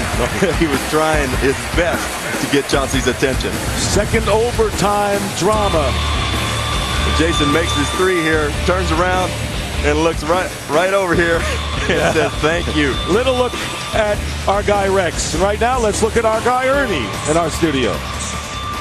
Or you'll hear from me at least. We want to check in with the Minnesota Timberwolves and the Sacramento Kings. Wally Szczerbiak making his first appearance of this series.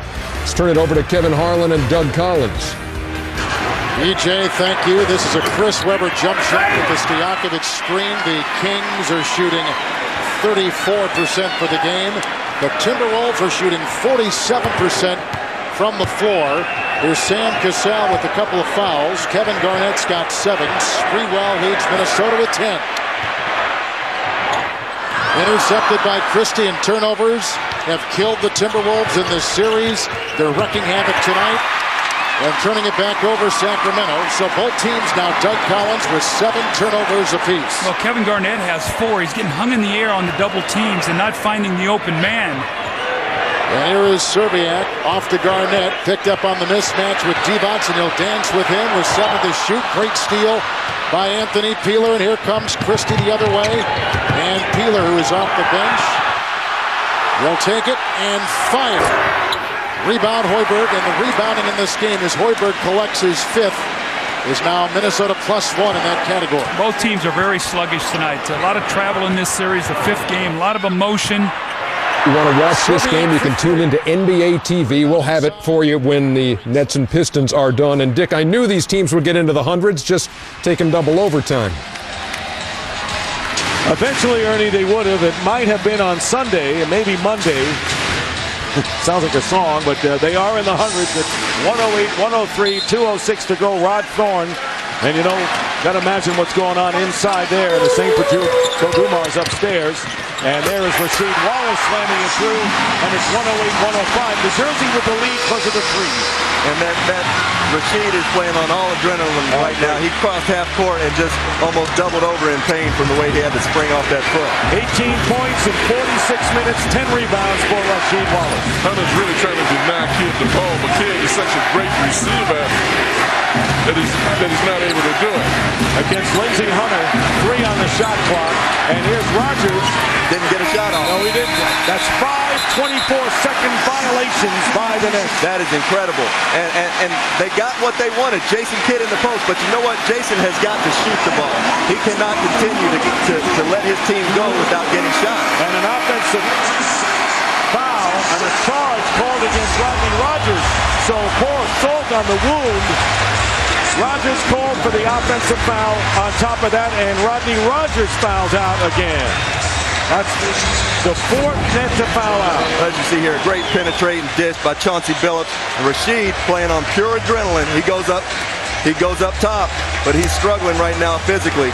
And here again, the Nets don't get a shot at the 24-second shot clock. Bad mistake. And that one tipped up and in. And that was Corliss Williamson who gets the basket. And it's a 1-point net lead. Under a minute and a half to go. 4 Nets have fouled out. Jason Kidd finding an open Lucius Harris. And he hits. Harris with a big basket. And it is now 110-107, New Jersey. The Nets have to definitely keep the Pistons off of the board. Williamson comes right back. Are they taking advantage of the lack of shot blockers inside?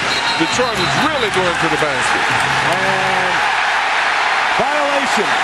5-second violation against the Nets, and New Jersey gets it back with a chance to take the lead. 110. Turnovers. The New Jersey Nets are just careless right now.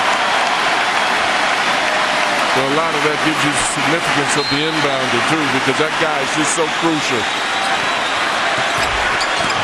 And the blocking foul against Scalabrine, 5 on him, and now they're going to shoot. The penalty in effect now for the Nets, and Detroit will go to the line to shoot 2.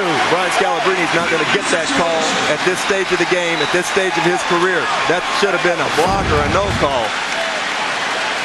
But you know what? I think he's right that time. I thought he was there. I thought he was in front of it. But I agree with you 100%. Particularly at this time of the game, they're not going to give him that call and based on who he is. That's right. So the Nets are over the limit, and the Pistons, trailing by 1, can take the lead with 107 to go. What a war of attrition this game is. Sure is. Mike James will come into the game. Very little internal defenses on the Nets team. That's why you see in the penetration. That's why you see them attacking the goal. Nobody's there that can block the middle up now. And only Rasheed Wallace for the Pistons, although Corliss Williamson has been a presence now inside. Corliss Williamson gives you some beef in there, but no, like Coach said, no interior presence for the Nets whatsoever. And Billups, 9 of 11, playing his 50th minute of the game, ties it up. And what a helpless feeling for Kenyon Martin, Ben Wallace, and Rip Hamilton sitting over there, sitting out the majority of both overtimes. And Lawrence Frank signals that he wants the Nets to call a timeout after the free throw. Billups looking to give the Pistons the lead. He does. He gave them the tie. Remember, with an incredible three-pointer from inside midcourt as time ran out in regulation, and the Pistons are up by 1.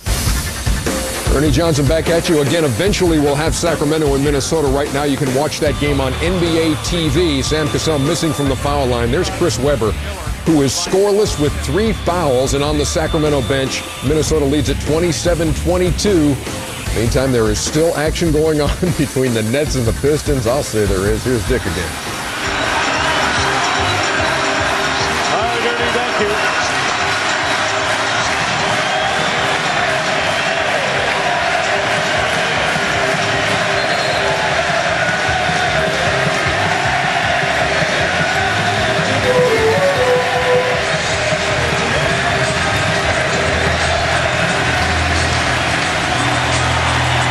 Detroit has 1 foul to give, and the Nets have 1 timeout remaining. The Pistons have 2. Kidd will inbound. Detroit leading by 1 in the second overtime. The winner takes a 3-2 lead in the best of 7. Said it before, not Richard Jefferson's game posting up.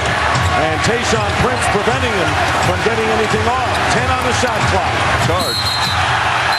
And they're going to call the blocking foul. I mean, how many block charges have we had in this game, Coach?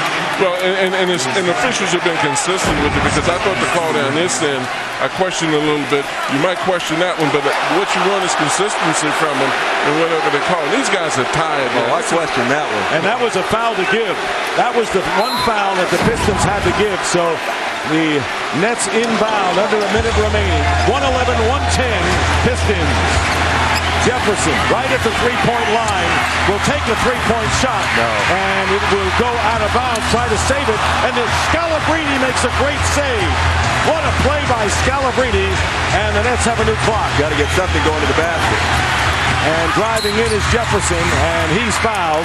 And this time we'll go to the line to shoot 2, and a chance to give the Nets the lead once again. We have had 23 lead changes and 20 ties, and this was a big play. Well, and this is a great play as far as Scalabrine is concerned, being able to run it down and to get a foot on that. I mean, to get that thing inside and didn't see the hustle of Jason Kidd. And Rasheed Wallace is fouled out of the game.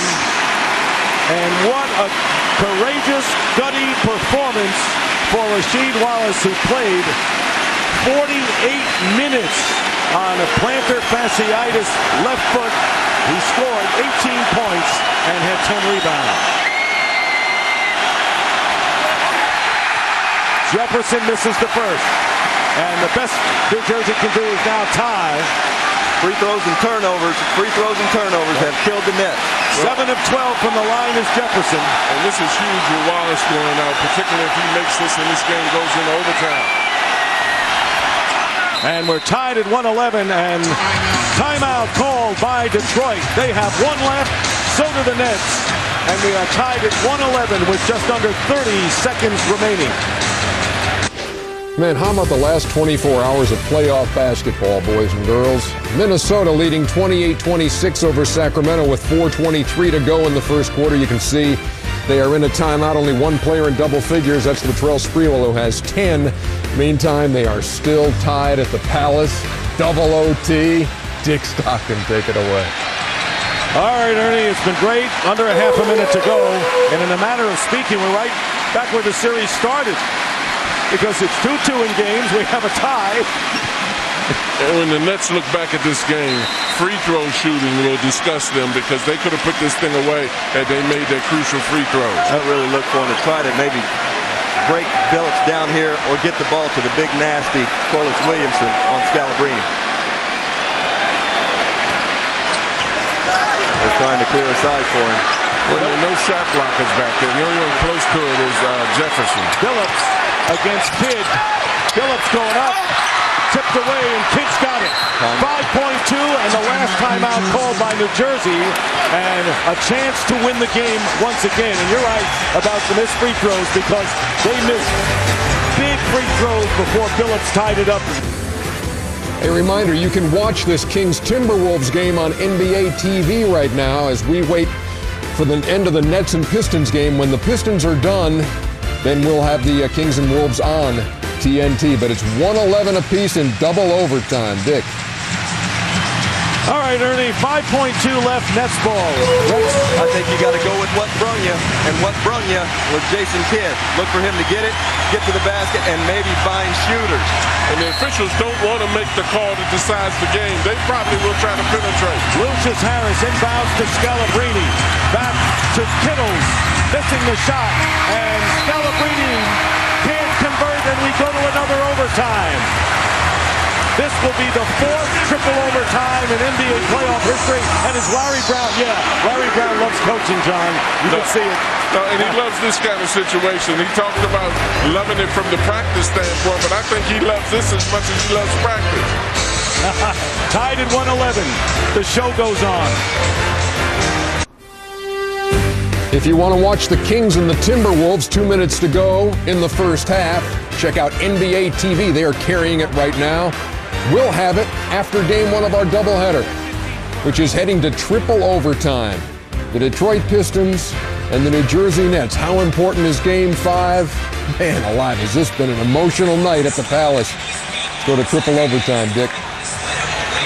All right, Ernie, hanging in there with a classic game, and Joe Dumars watching from above, and we saw Rod Thorne several times, and we have had, for the record,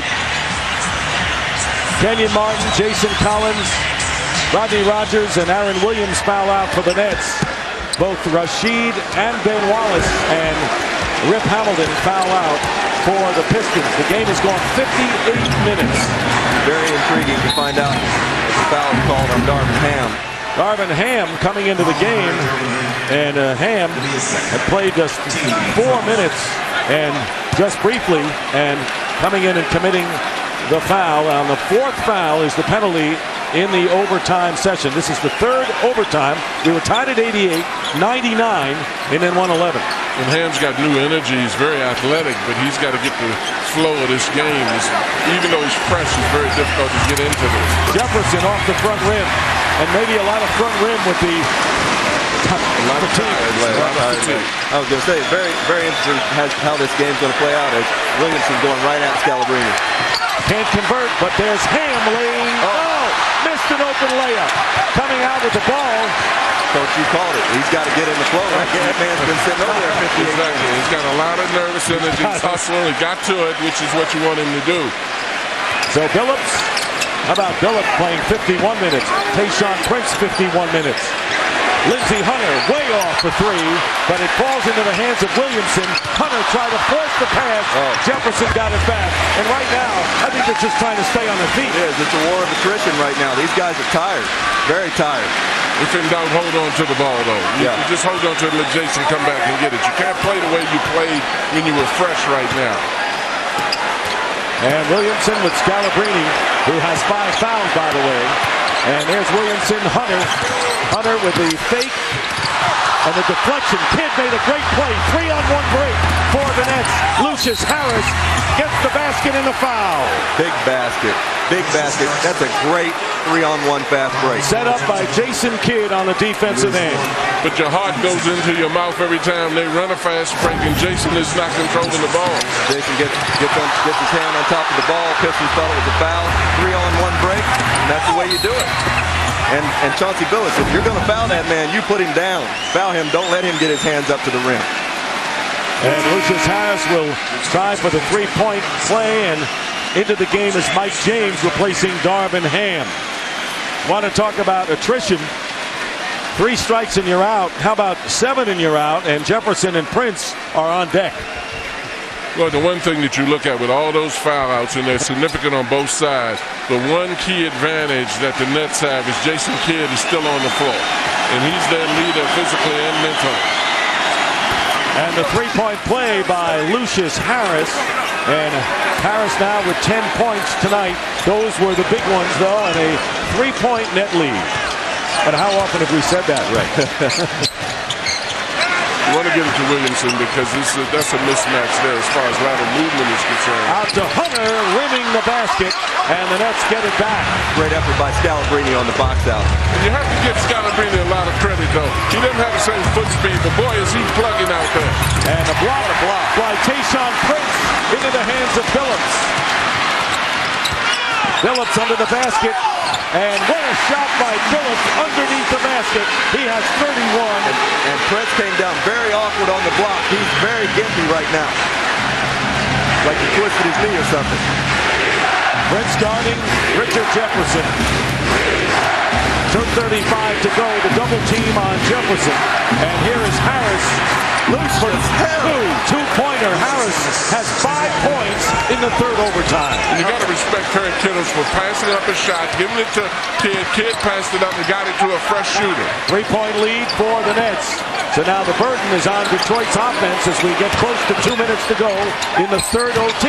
Forcing the pass, Billups picked off by Jason Kidd. Good play, smart play. Setting it up, using time. Chauncey Billups is trying to carry these Pistons. He may be doing a little too much right now, but I can't fault the effort. Under 2 minutes now, and The Nets by 3. Basket good, and a foul by Richard Jefferson. And a chance, if he makes the free throw, to open up a 6-point lead. Huge in this third OT. I can't say enough about both of these teams, but the Nets right now, they seem like they've been out of it 2 or 3 times and keep fighting back. Well, the one key player that's still on the floor is Jason Kidd. Certainly Jefferson's doing a great job in playing, but you know what? You got to have respect for all these guys on both teams, because these guys, this is what the NBA is about. Jefferson with 27 points and a 119-113 net lead. And a timeout called. You said Brian Scalabrine may be a little slow of foot. With everyone else, he may be fast of foot. Right now. But I like what he's doing. I mean, he definitely does not have the foot speed, but he certainly isn't short on courage in how he's contributed in this game. Little tongue-in-cheek. Ernie Johnson back at you. Studio A. What a strange night this has been. They're already at halftime now of the Minnesota-Sacramento game. It's 38-34 Timberwolves. Latrell Sprewell leads everybody with 15 on 6 of 10 shooting. Kevin Garnett has 7. Peja has 10 to lead Sacramento.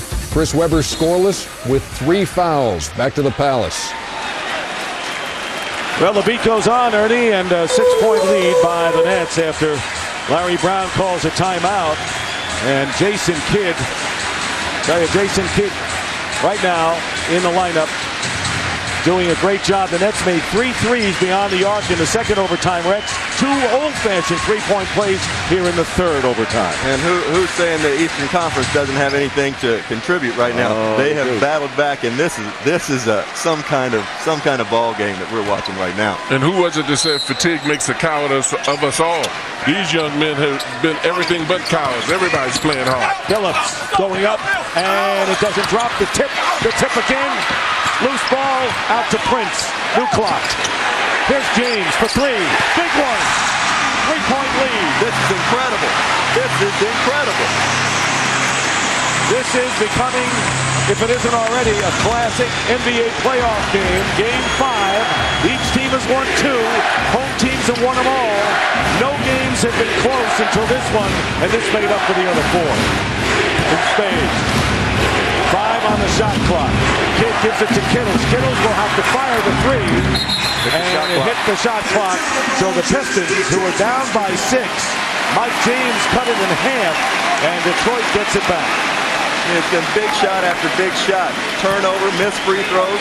It's just been an unbelievable game. And mentally now, it's extremely important for guys to stay alert, because obviously they're very physically worn out. James at the point, working against Lucius Harris and Corliss Williamson with the basket. The Nets were down by 6. They trail by 1 as we get close to 1 minute remaining. And Detroit is able to get to the foul line or get in the paint anytime they want to. In fact, there's no last line of defense back there for the Nets. Well, there are no big people anywhere on the floor now. Either team. Fouls have sort of balanced it out at this point, particularly once Rashid went out. 5 on the shot clock. Jefferson in the corner. Scalabrine for 3. Brian Scalabrine. Where would the Nets be without him? 4 3-pointers. I'll tell you what. How about this kid? Phillips. And the rebound by Harris. And with a half a minute remaining, the Nets right now in control, leading by 4. And the foul by Williamson on Scalabrine. Scalabrine may not have quick feet, but he certainly doesn't have any fat on his fingers, does he? No, he doesn't. How about his threes? And a great find right here by Richard Jefferson. Scalabrine, Johnny on the spot, as he's been all night long.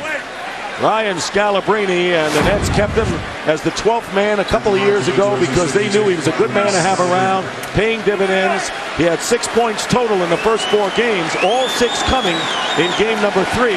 He's 4 for 4 from 3-point range, 16 points, and looking to give the Nets a 5-point advantage. Well, he's had the game of his life tonight, and he did it in the right fashion at the right time when Kenyon Martin and the rest of those big guys were out of the game and could not play. And here we go again with all the threes the Nets are making. They're getting crucified again on the foul line. They've got to be smart enough or calm enough or confident, energized enough to make these. They can go home if they make these free throws. Dan Wallace, Rasheed Wallace.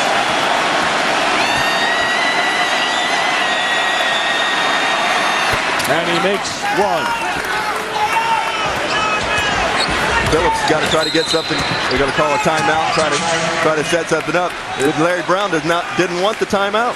His last timeout, and you can see Larry Brown is saying, what are you doing? We do not have any timeouts remaining. And right now, it's a 2-possession game.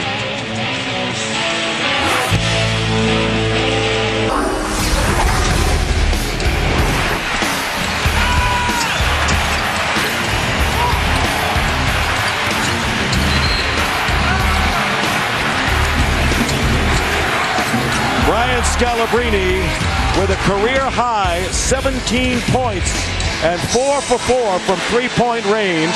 And the Nets lead by 5, and they have a foul to give. Brian Scalabrine, where would they be without him? Native of Washington, was born in Long Beach, California, went to the University of Southern California, played in 69 games this year, and averaged 3.5. And a 2-possession game as time begins to run out for the Pistons. Here is James with the lay-in, 16.9. They need to steal, and if not, a foul. But for all that, New Jersey will call a timeout, leaving them with 1. It's very obvious Detroit definitely hasn't given up. You got to give an awful lot of credit to these athletes. It makes you proud. But how about the officials? They haven't had any substitute. If you happen to be just joining us here for NBA playoff action, Minnesota with a halftime lead of 38-34. We've been showing that game on NBA TV because game 1 of our doubleheader is still going on.